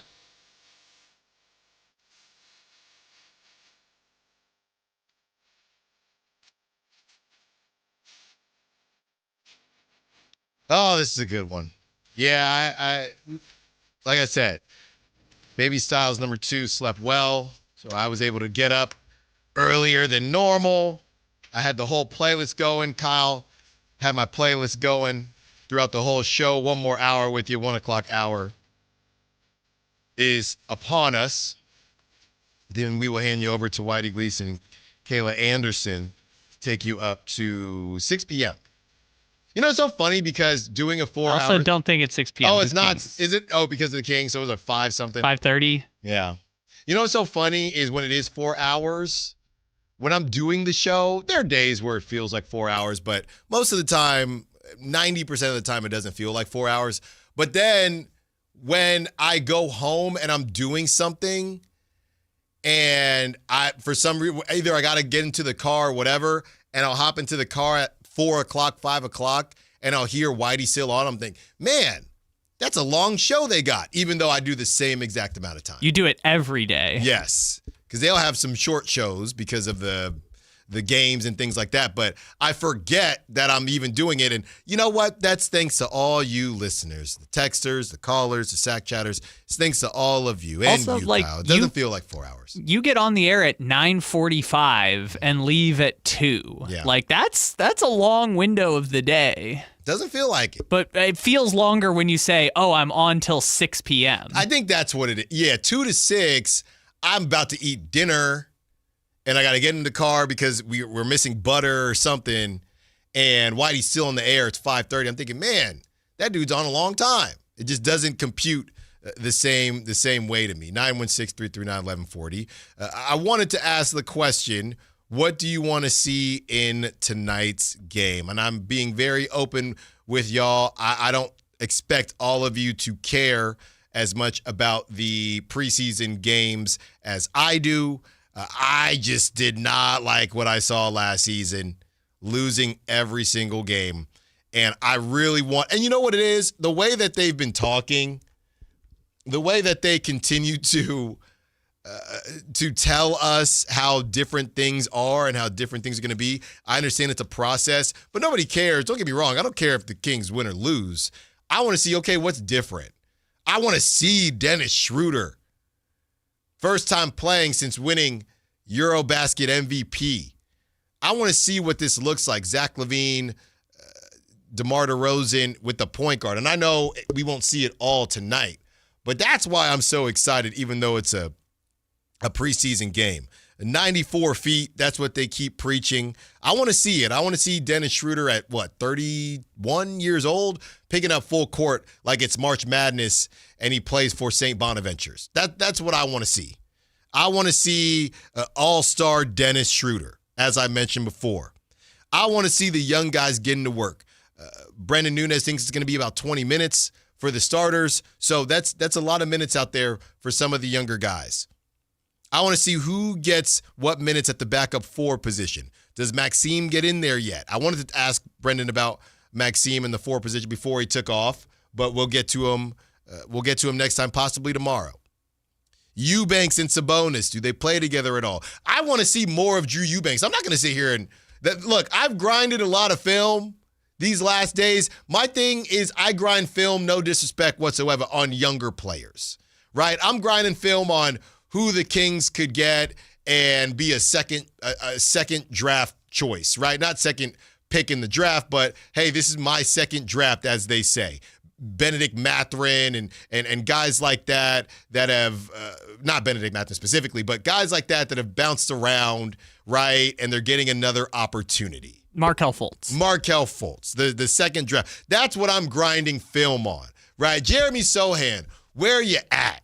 That's what I want to know. So I am not sitting there grinding film on the 7th, 8th year of Drew Eubanks. So I want to see what it looks like today. I don't know a lot about Drew Eubanks. So you're grinding film on the first draft guys, the second draft guys. Once you've gotten a third or fourth, it's I don't got time. We don't need it. If you end up on the team, I'll check you out. Yeah. That's where we're at. So I want to see Drew Eubanks, what he looks like. And Devin, I'm gonna, and I hope nobody's getting mad at me. Yeah, I want to see what Devin Carter's shot looks like in the real game. I want to see it. And I'm not, it's a thing. Don't apologize, Allen. It's a thing. Don't apologize. His shot looked trash during the summer league. We want to see what it looks like now. No, I didn't say that. Don't, you know what I mean? I don't say that. Yesterday with the milk and I'm not. The milk? Yeah, the milk. The milk. Yeah, I did not say that, Devin. Okay? We want to see. I'm seeing a difference. You said all-star Dennis Schroeder, but all of a sudden I say Devin Carter's shot looked like trash before. One is a positive thing, one is a negative thing. Yes. I think they're both just as crazy, outlandish statements. Look, man, I'm not the one who started the all-star Dennis Schroeder stuff. The Kings did. Literally, Dennis Schroeder, who's literally never made an all-star team. Well, look, neither did, Norman Powell actually didn't again, but Norman Powell was close. Norman Powell, who also was getting paid more and playing more minutes than him. With the Clippers? Yeah, because Kawhi was out. The only reason Norman Powell was a Kawhi merchant on his way to that all-star team. He just was putting up buckets. Yeah, he was. It was high volume, and Dennis is going to have the ball all the time. Okay? He is? Dennis is going to have the ball all the time. Not DeRozan? No. And Sabonis. It's going to be Dennis. Levine. So I'm excited to see that. It's not that I'm not excited to see certain things, but, I mean, how excited am I going to be when DeMar DeRozan gets in his office? How many times does DeMar DeRozan even get in his office? Maybe he doesn't even get into his office today because they're running that's the thing. I want to see the offense in general. You're saying DeMar DeRozan's working from home? Yeah, he's WFH today. He does not going into his office, just work from home day? Took He's a half out day? of office. So that's what I want to see what this offense is supposed to look like. And the backup, what is another thing? The backup point guard minutes. How do they do that? Will it be, because I personally, I think it might be a decent bit of Nick Clifford. I think Nick Clifford might be a pretty good pick as far as the backup point guard minutes. So those are some of the things that I'm looking forward to. On the other side, with the Raptors, who finally have a boss now. They finally have a GM to and make it's the decisions. old boss. Yeah, to finally make decisions. Not sure what they're going to do, right? I haven't been – look, I do have a limit. I'm not going to sit here and see who's available for this preseason game for the Raptors. We know everybody for the Kings is available, but we'll see some Grady Dick. We'll see some – Really saved yourself right there. Good thing you said his full name. So RJ Barrett is a name. Let's see. You know what? If Scott Perry's there, what does a dap up look like with RJ Barrett and Scott Perry? Do they look a little buddy like they've been having conversations? Best friends, Okay. And hungry Keegan Murray. We want Keegan Murray very, very hungry because Brendan says he thinks that they're going to go ahead and give him that extension. I think it's up in the air. And it's funny because Eric Pincus of Bleacher Report, that's up on YouTube now, he thinks that the Kings wouldn't necessarily, and I'm paraphrasing, wouldn't be terribly afraid to let Keegan hit restricted free agency. Brendan says, I don't think the Kings want Keegan to hit restricted free agency. But Brendan, it's on there. They can prevent that from happening. Yeah, that's why this negotiation has been so interesting to try and pinpoint. Because, in the old NBA, you would have said 10 times out of 10, yeah, just sign, you want to lock up the player long term. He's under contract for 5 years, makes it easier to move a player. But in this, and especially in Keegan's case, it's not a max contract guy. It's kind of that middle tier contract that Brett Siegel was talking about was important for trade purposes. Yeah. So Yeah, I would have said for sure you want to lock that guy up, but the Sacramento Kings are obviously in a new general manager. They got to pick a direction, which way they're going to go, even though I believe Keegan, whether you go to the bottom or you decide to try and win now, I think Keegan's probably a part of both equations. Yeah. So right maybe there, that's smack dab in the middle at 130 or at 25 years old. Yeah, exactly. So what else do you want, right? I mean, you don't have anybody like that. You don't necessarily have a way of acquiring somebody else like that. We talked about the Tari. You know what's funny? Off the top of your head, who's going to be the better player, Kyle? Keegan Murray or Tari Eason? Keegan Murray. By how much? About $5 million per year on their next contract? I think I need to see more of Tari's. Obviously, I've seen way more of Keegan Murray. But I think Keegan, where he gets these guys, is his off. Funny enough, because a lot of people will say he doesn't do enough. But where he gets these guys is the offensive skill set, right? And a lot of these guys, they can shoot the basketball, don't get me wrong. But Keegan can get to the cup. He can do different things. Are we going to finally see the same way we've been waiting to see McCaffrey? And McCaffrey, he's not necessarily lining up as a wide receiver, but we're seeing, I mean, he's got to have one of the most receptions as a running back in the league right now. One thing that we always wanted to see, no, less McCaffrey in the backfield. Let's see him as a slot receiver. We're just seeing him catch the ball more. Are we actually going to see Keegan in the post this season? Is it finally going to happen?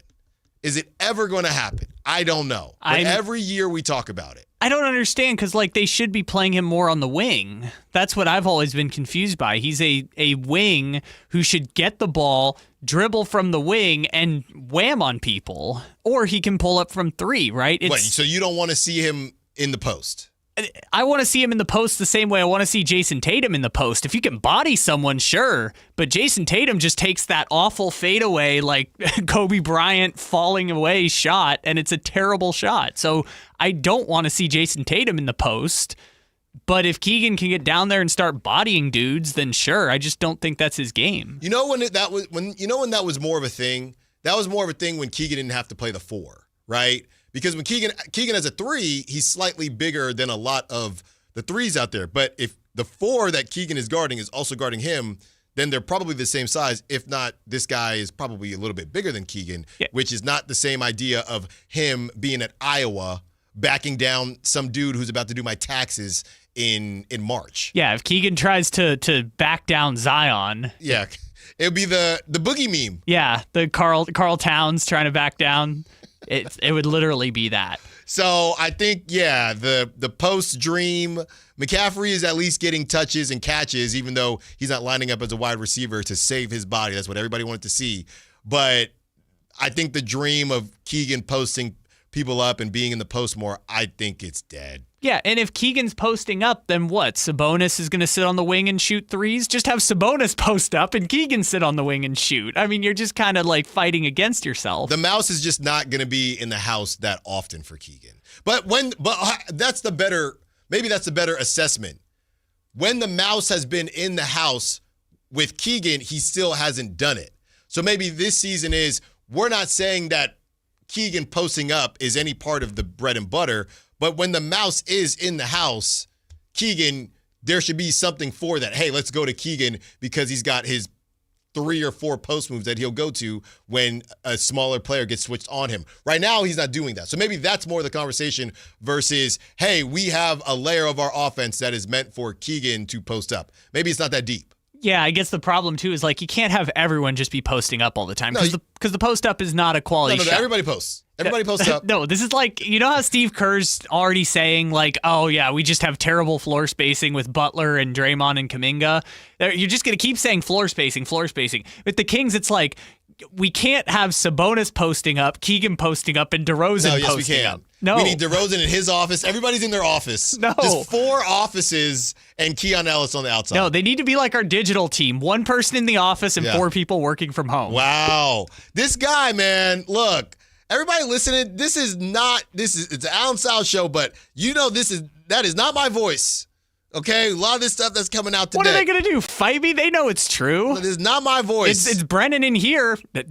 Or Chris here yesterday. It's one person in one person in the office and 4 people working at home. This is not. My name is Allen Stiles, and you are recording my voice right now because that's not me, Brendan.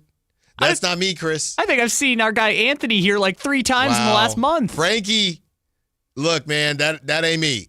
That ain't me. 916-339-1140. What are you most excited about in this Kings season? And if you're not excited, you can tell us that too. But I do think somebody might say, I'm excited to blow it up. I mean, in a weird way, and I've been very optimistic these last couple days. Somebody could be optimistic for that because it would say it's over, right? I would accept that if someone said that. Thank you for your time. DeMontis Sabonis, whoever it is, but I'm excited for it to just all explode and we had a good run and now we are moving forward. Now, really the only thing that's going to happen unless Zach LaVine was just an all-star this season and some team just thought it was the perfect mix, the only guy that you're probably moving off of this season out of the big money guys is the guy that's making the least money of the big money guys is DeMar DeRozan. I don't see how – I guess you never know with DeMontis Sabonis because he's an elite basketball player. But I don't see how this season ends and Zach LaVine isn't on the team. And I don't really see how this season ends and DeMontis Sabonis is not on the team. And the only reason I'm bringing this up is because Sean Cunningham was on the morning show and essentially said this team could look completely different in February. Yeah, and I don't think that's crazy to say because even if they're the 9 seed, right? If the Darius Garland trade we talked about earlier came available and you're the 9 seed, that's justification for, hey, we are actually this piece away. Let's go get that guy. We still have LaVine, DeRozan, Keegan, Sabonis. Let's see if we can try and add another star, right? That's kind of the conversation to a lesser extent that we had is like whether they're bad or whether they're good, you could justify going in either direction with a trade. Right. And it all starts tonight as they take on the Toronto Raptors, who are another team that we got to see what their win total is at because they're another team, in that in the East, anything could happen in the East. I can see them messing around and being in the play-in. I don't think the playoffs, but I can see them messing around being in the play-in.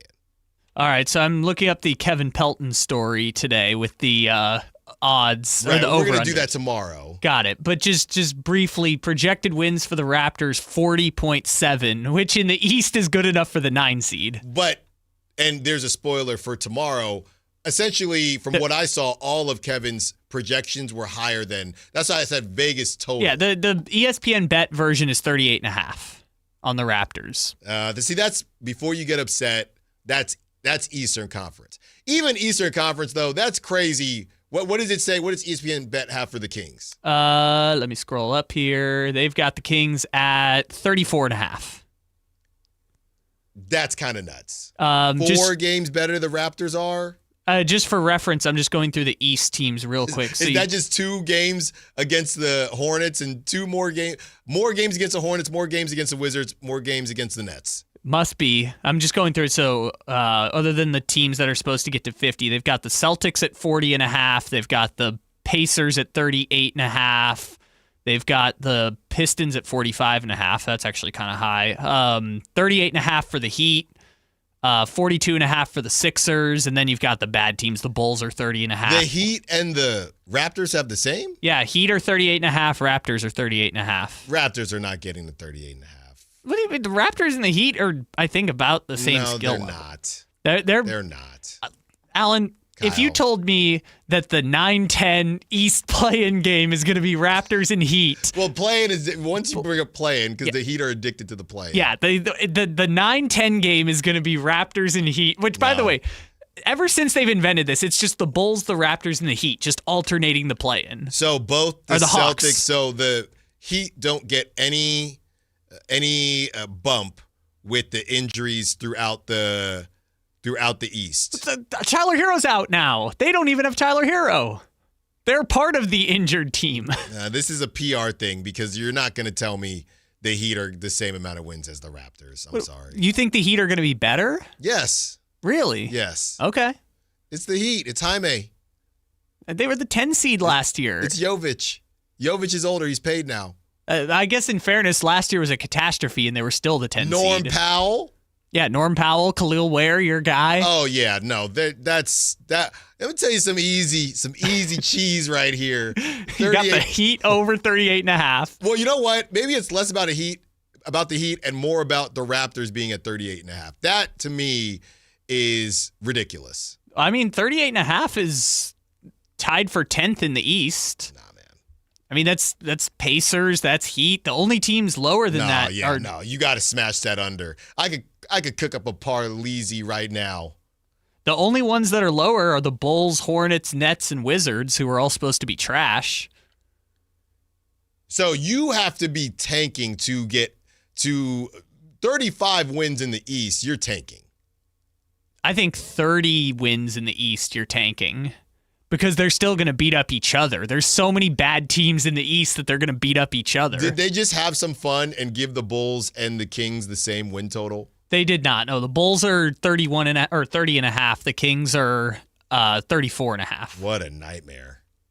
Man. What a nightmare out there. At least they got young players, but what yeah, the Bulls are finally picking a direction. That's the important thing. The Bulls are picking a direction, which is we're going to the bottom. Yeah.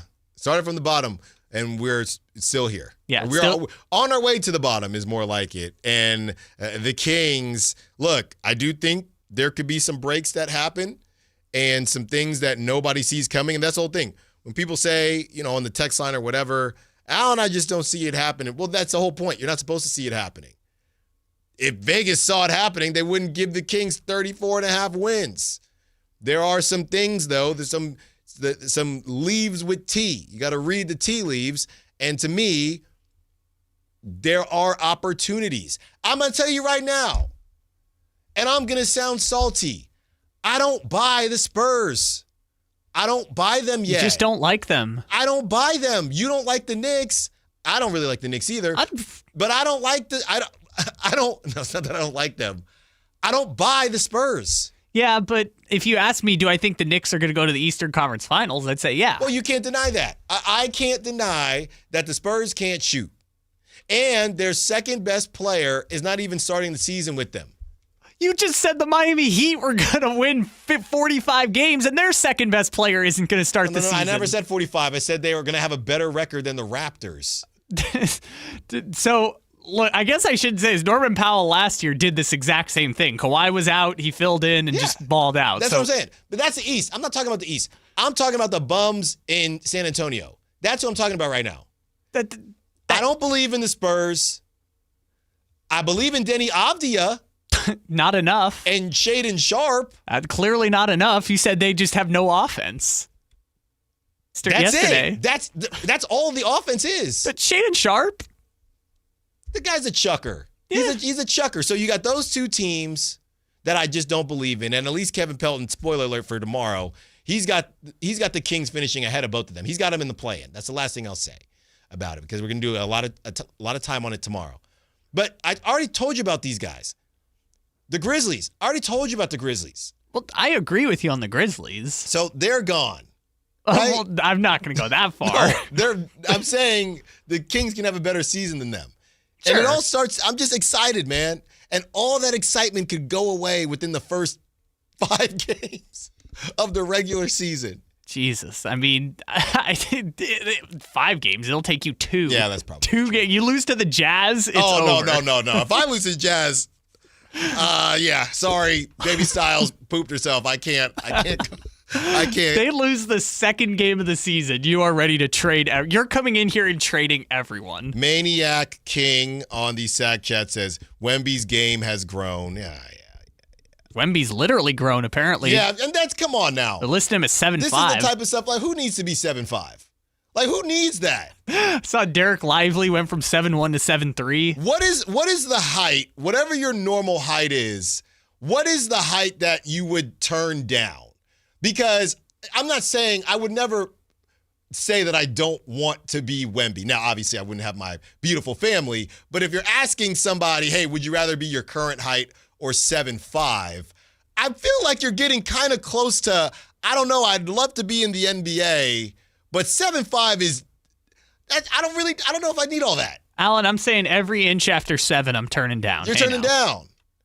7'5", I mean, look, man, it'd always be nice, but 7'5", I think I'm cool. That you're rich, don't get me wrong, but come on, who needs to be 7'5"? And you still don't got your secondary guy. De'Aaron, he's running around the Riverwalk. Enough with the Spurs, man.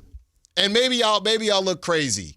But the Spurs, the Blazers, the Grizzlies, I don't buy it. I do not buy it. And don't get me started on the Timberwolves. On the other side, Ashley, you keep texting, you keep sack chatting. You want to talk about Brock Purdy, Ashley? Call in and we will talk about Brock Purdy. We also have some updates on what's going on in Major League Baseball. And let's complain about the new kickoff rules, fair or foul. Allen Stiles, Sactown Sports. Just announced, Stockton Honda has been named #1 of California's best car dealers in 2025 by USA Today and Statista. This prestigious award is based on thousands of customer reviews and recommendations, ranking dealerships for service, value, and satisfaction. Out of hundreds evaluated, Stockton Honda is proud to be #1, recognized for all-around excellence and commitment to our customers. Visit Stockton Honda, where reputation meets the road. Anytime, anywhere, it's all here. StocktonHonda.com. Hello, Sacramento. I'm Emran Pilati, owner of True Sports Cards and Collectible Store here in Rockland, California, and the host of the True Sports Cards Show that airs right here on Sactown Sports 1140 every Saturday from 10 to 11 a.m., where we discuss the latest trends, hottest products, and deliver exclusive interviews with other industry leaders. And don't forget to visit our shop, True Sports Cards, at 6661 Stanford Ranch Road in Rockland and see what we have for all your sports card and memorabilia needs. Stockton 99 Speedway, Saturday, October 18th. It's championship night. Late models, modified, sprint cars, dwarf cars, and the insane trailer racing. Plus a huge fireworks show to light up the sky. Tickets start at just $20. Don't miss the season finale. Stockton99.com. The statewide special election is November 4th. All registered voters will receive their ballot in the mail. Check to make sure you're registered correctly at elections.saccounty.gov or call toll-free 800-762-8019. When I was a kid, I remember my dad, a lineman, leaving in the middle of the night. Families were depending on him to get their power back on to keep them safe and warm. Watching him taught me that this work isn't just about wires and circuits. It's about people and the trust they place in us when the lights go out. That's why I started Maverick Electric Heating and Air, to carry on that same promise of showing up, doing it right, and protecting families when they need us most. Visit callamaverick.com. Golf to Go is brought to you by the Hagen Oaks Golf Super Shop. Here's Frank LaRosa. Born in 1892 to a socially prominent family, she was the consummate athlete, proficient in golf, tennis, marksmanship, swimming, and car racing. Many considered her the greatest horsewoman of the century. She was a pioneer in the field of golf course development with 3 world-class courses on her resume: the Women's National Golf and Tennis Club, Cypress Point, and Pasatiempo. Working for SFB Morse of Pebble Beach fame led to her second golf course development, which many consider to be the greatest golf course in the world, Cypress Point, where she developed a lifelong friendship and professional relationship with famed architect Alistair McKenzie. Pasatiempo in Santa Cruz was her third development, where she hosted the likes of Bobby Jones, Will Rogers, Babe Saharias, and more. Today, her place is alongside many others in the World Golf Hall of Fame. Congratulations, Marion Hollins, a visionary golf course architect and pioneer of the game. That's your Golf to Go. I'm Frank LaRosa. Only one radio program captures the excitement of hunting and fishing as it happens. The award-winning California Sportsman with Sep Hendrickson. Only California Sportsman takes you where the action is, live on the water, live in the blind, and live with the top pros and experts in outdoor sports. California Sportsman with Fishing Hall of Famer Sep Hendrickson is your premier destination for all things outdoors. Sep's Saturday Morning Outdoors. Ultimate Bass and California Sportsman, 5 a.m. to 8 a.m. Saturdays on Sactown Sports 1140. The deals are on now at the model year-end sales event at Folsom Lake Honda, your one-stop Honda shop. Looking to own or lease? Save on year-end models and drive a brand new Accord or Civic. Visit us today at FolsomLakeHonda.com, your one-stop Honda shop. As a family-owned and operated dealership since 2009, customer service is our #1 priority. Our customers love doing business with us, and you will too. Folsom Lake Honda. Go to FolsomLakeHonda.com. Your one-stop Honda shop.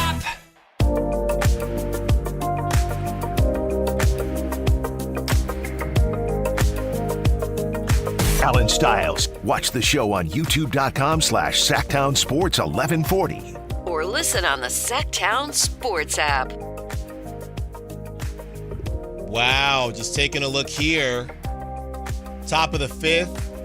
The Seattle Mariners are rolling, man. 3-0 over the Detroit Tigers. Our girl Kayla's team going to the ALCS. Yeah, not yet.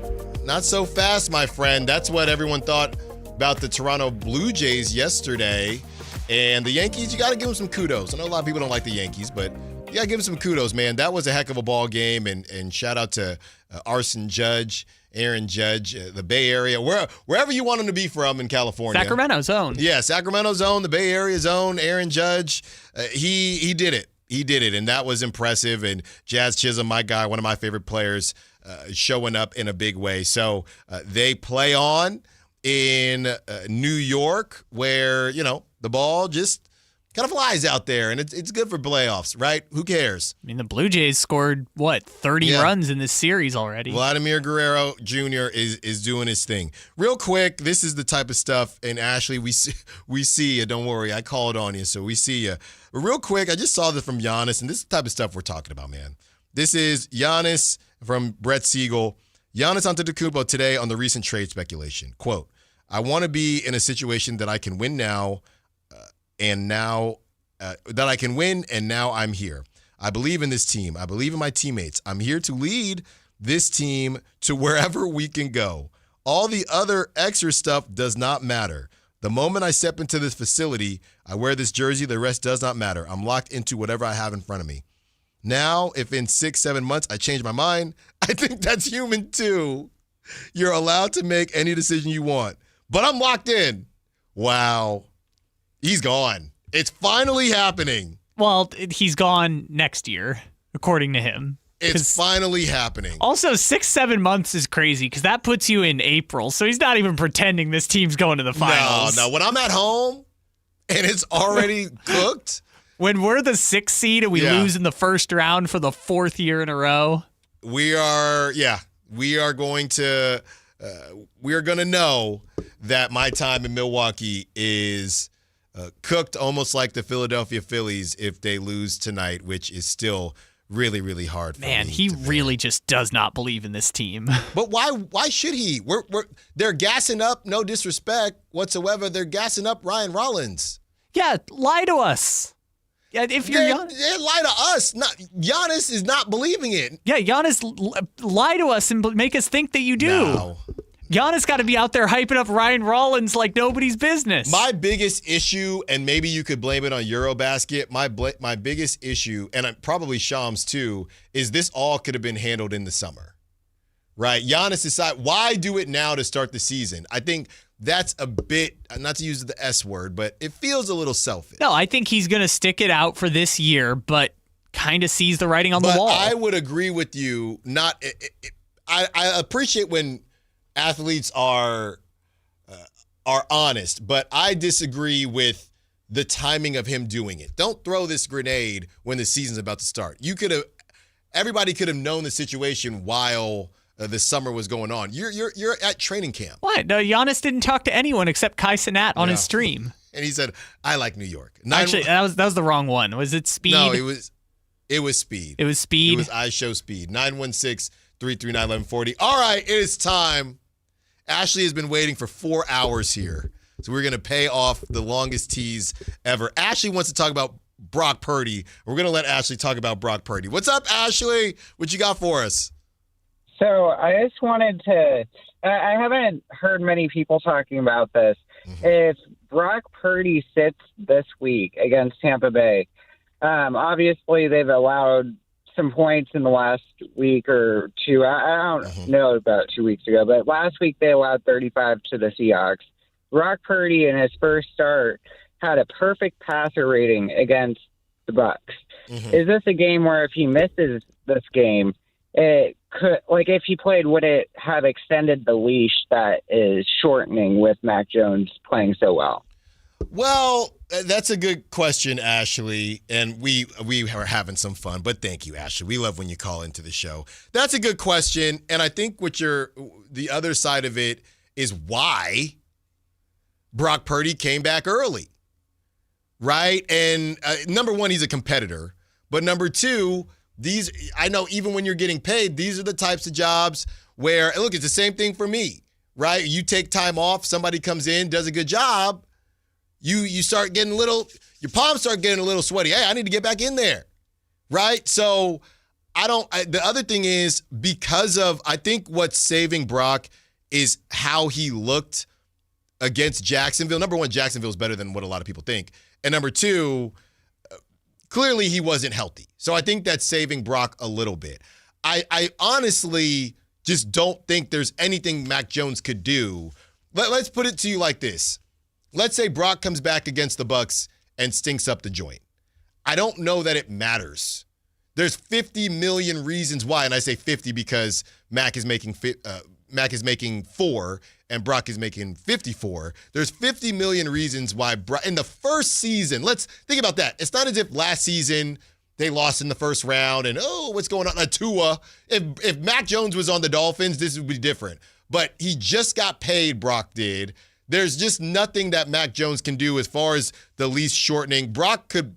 He'd have to look so bad, Ashley, in his return for this to even come up. You cannot, and we've heard athletes talk about it before, you cannot sit that type of money on the bench. Not in the first year. You'd look so bad.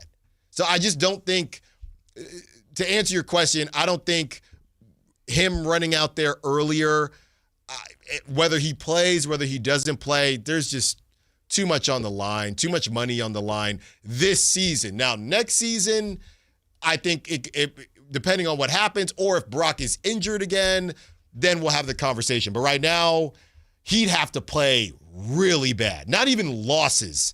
Like, he'd have to play really bad and losses. Yeah, I think it would have to get to the point of no return to do that, right? Russell Wilson getting benched by the Broncos. Oh, man. Kirk Cousins getting benched by the Falcons, which it's weird that he's still the backup there because he just hangs out there. They're doing the thing that Ashley is saying, just to a lesser degree, because they paid Kirk Cousins so much money that they can't cut him. Yeah. So they're just sticking him as the backup. So yeah. Non-Falcons category, which is less money than we're talking about with Purdy. Like, if we cut Purdy's money in half and be the Falcons, that's the only scenario that would happen. Kyle, I don't know if you're seeing the text line, but they're having some fun with our conversation about Wemby. When you said every inch after 7, I'm good. Yeah, I don't know why you jumped past that. That was a great joke. No, multiple people are chiming in that here. That was a great joke. We're just keeping the tradition going of the last segment prior to crosstalk, just getting a little bit squirrely. So Nick and as well as the 209 number having some fun with Kyle. Yeah, that was crazy. That was a super Ayo from Kyle. But yeah, as far as Kyle Shanahan is concerned and Brock Purdy, I don't think Brock Purdy has it in him to play that bad. And he played bad as hell against the Jaguars. Some of those picks were terrible. But Steve Young told us it's just because it can't plant. Yeah, it's toe. It's turf toe. Anybody here ever had turf toe? Text us. I don't know anybody that's ever had turf toe. My dad did when he was younger, and he said it stunk. It just hurts? Yeah, I mean, like, it's hard to walk. It's very painful. The turf toe thing, look, they're just buying time. That's how the Niners are looking at it. They're just buying time for Brock to be as healthy as possible while they're buying time. Now, if you gave Kyle Shanahan truth serum, he'd probably say, I think this is what Kyle Shanahan would say.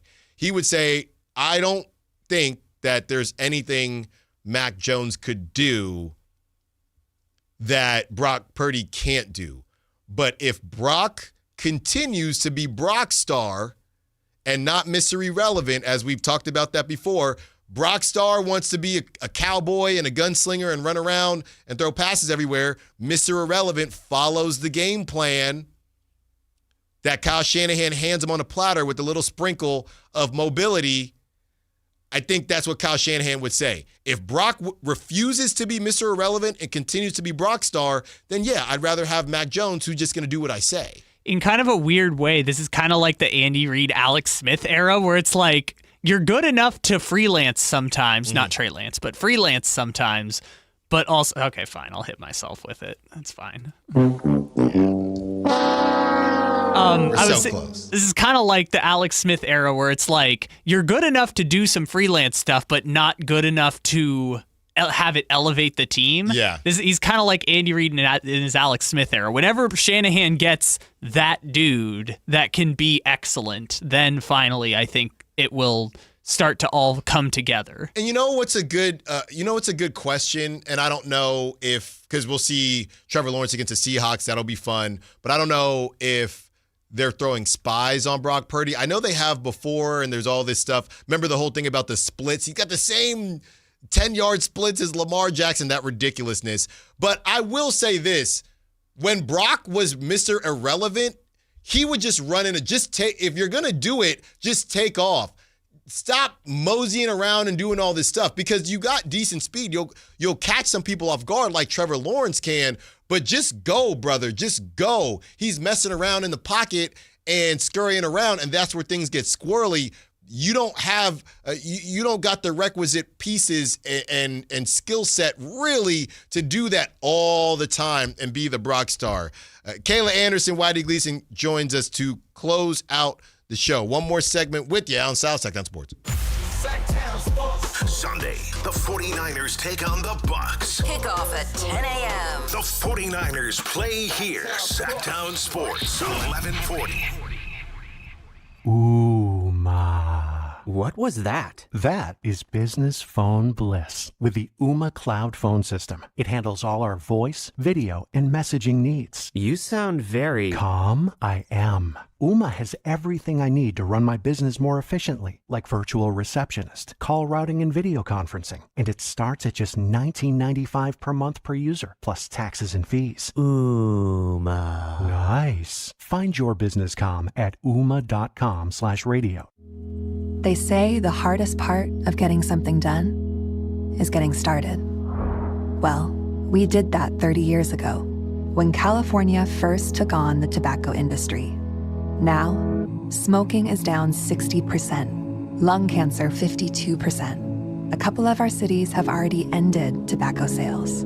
A California without big tobacco isn't just possible, it's already happening. See our progress at undo.org.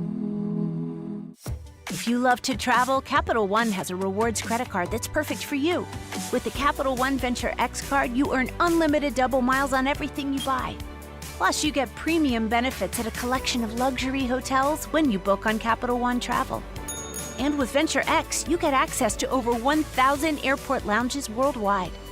Open up a world of travel possibilities with the Capital One Venture X card. What's in your wallet?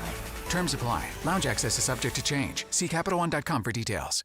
With Progressive, you can reach customer service in the way that's easiest for you, by phone, app, or online. We know it would be great if we just magically appeared, but that's more of a genie thing, and we do insurance. But with us, you'd be like, well, it wasn't a genie, but it was great customer service, so that's nice. And sure, you probably would still like the whole 3 wishes thing, so if you meet a genie, you should definitely ask. But when you need us, contact Progressive by phone, app, or online. Just no genies. Progressive Casualty Insurance Company and Affiliates. For 25 award-winning years in Northern California, Ashton & Price is your local injury law firm. Pro attorney tip, if a firm presents as local but they're in L.A., red flag. If your first consultation is not with a lawyer, big red flag. At Ashton & Price, your first consult is with a local attorney, and if serious injury prevents travel, a lawyer will come to you. Still not enough? George Washington's my uncle. At Ashton & Price, no red flags, just red, white, and blue. Remember, for the best advice, don't think twice. Call Ashton & Price. Listen to the 49ers Red Zone Report daily, brought to you by Mountain Mike's Pizza, the official pizza of the 49ers. Mountain Mike's Pizza, pizza the way it ought to be.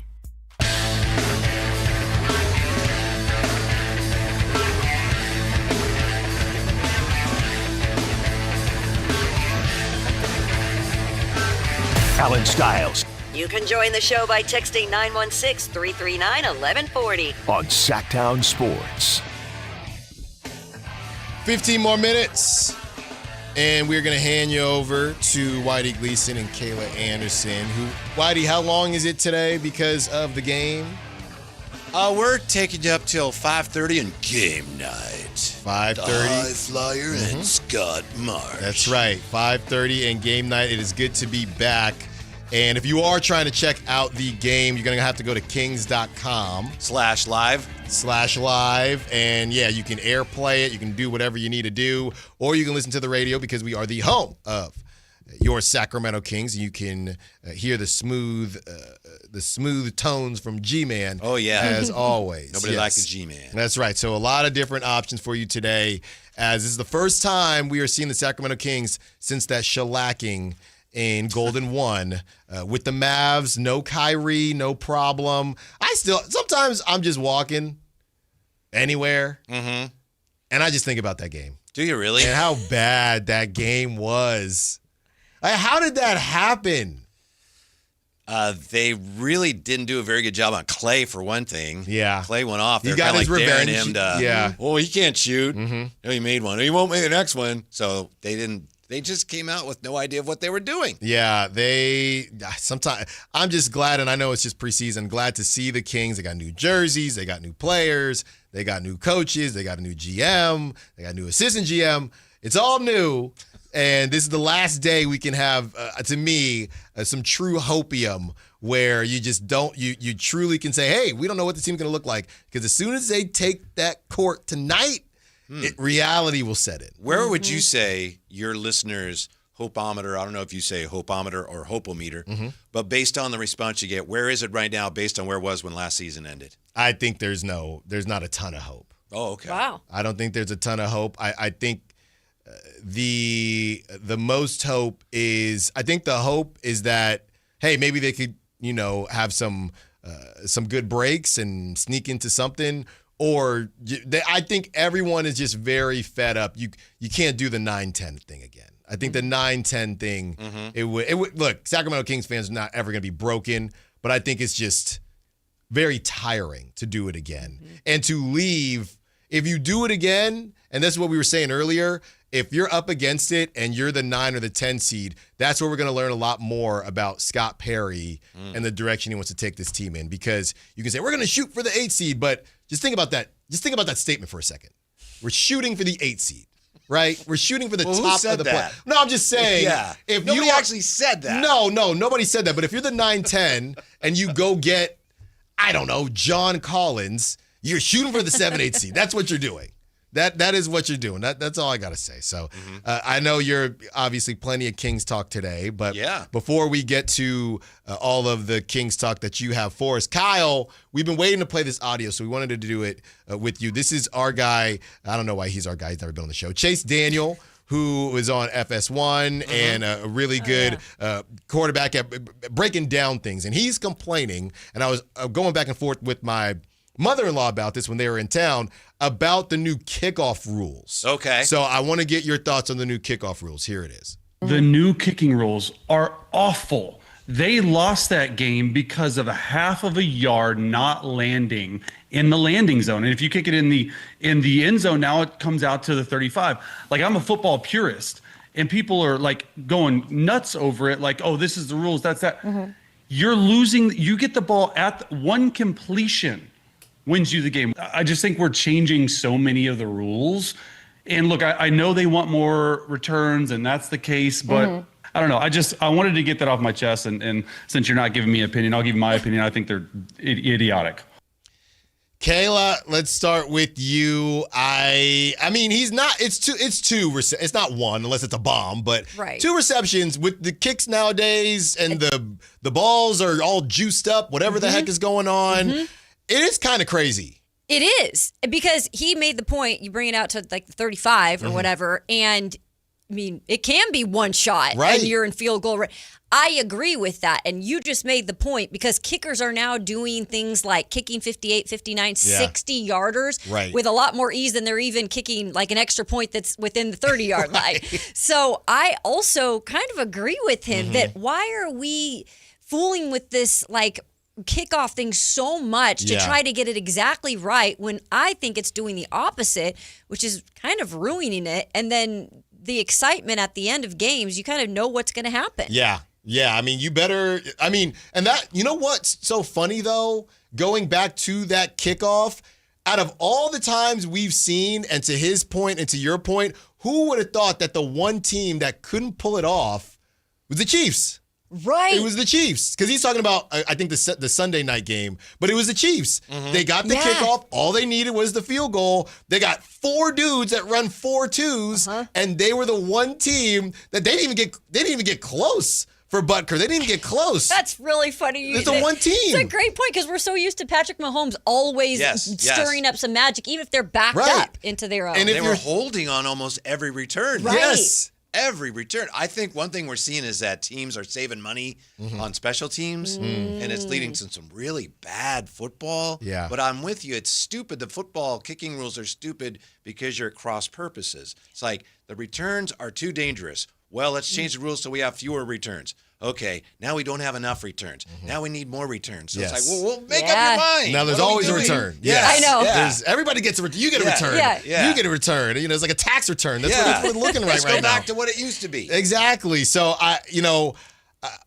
when it comes to baseball and how things have changed there, I go back and forth about being a purist. Sure. Football, I will say this. The good thing about football is it will be different next year. Yes, they it will. change something every single year. We still don't necessarily know what a catch is. And by the way, you remember when they were going to be able to challenge, what was it, for a half second defensive pass interference, and that was challengeable for a year, half a day, Yes. and then it went away. Took it away. Because it was the Saints and the Vikings, and there was a terrible play. Saints and Rams. And the Rams. And okay, we're going to fix this. And then they said, did that for a year, I think. And it just went away. Yeah. It just went away. So that there's always something going on with the NFL. Kayla, your Mariners are playing right now. Man. Oh, no. Guess no? what? They're tied. Oh, wow. Because That's why you weren't paying attention. This is what we do. To me. Paying attention, but I Mariner it. Like, no. Last night, we almost blew it. Yeah.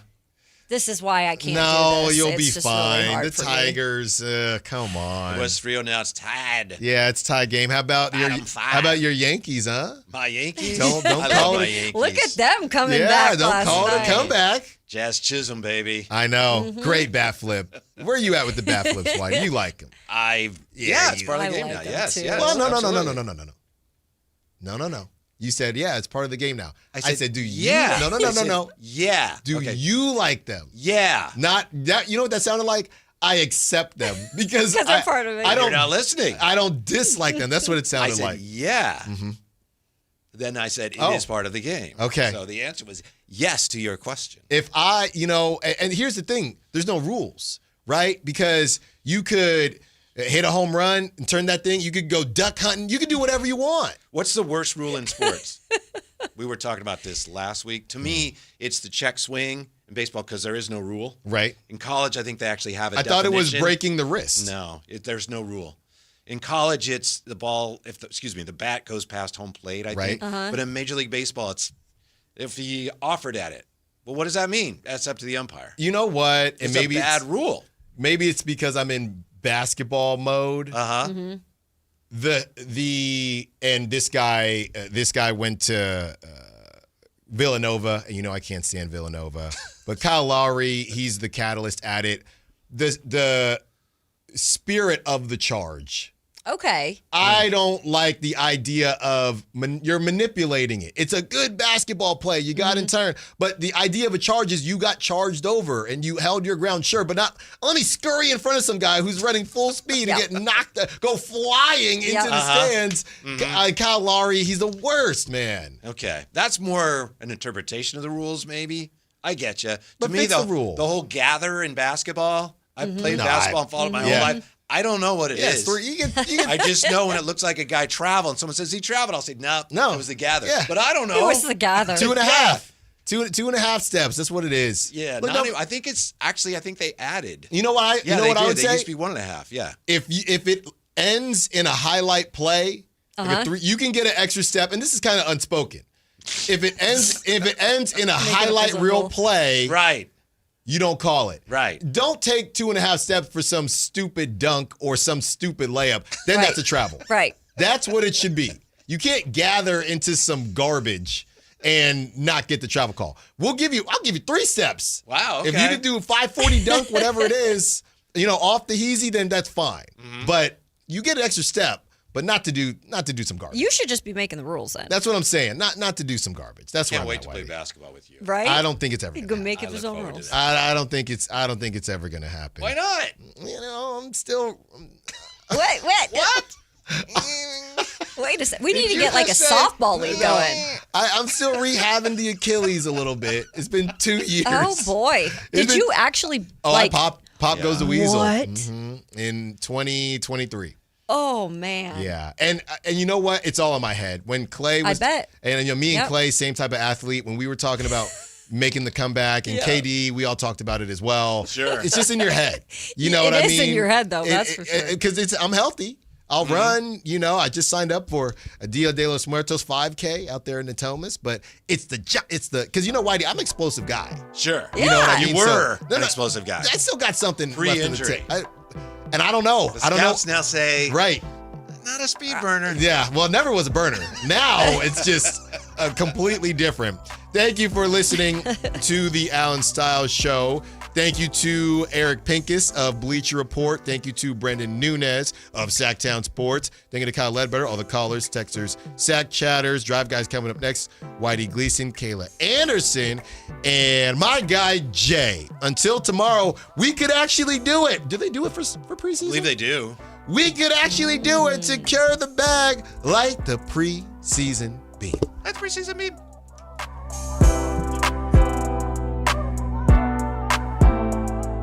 Don't forget my podcast. Gotta go. The Sacramento Kings are geared up for the new season. Training camp competition is fierce. Already made around $300. You're putting gas in your car anyway. Why not get real cash back? If you like free money, download Upside. I'm saving the cash I earn from using Upside to help pay for a vacation later this year. Download the free Upside app now to earn cash back every time you buy gas. Use promo code DRIVER to get an extra 25 cents per gallon on your first tank. You can cash out anytime right to your bank, PayPal,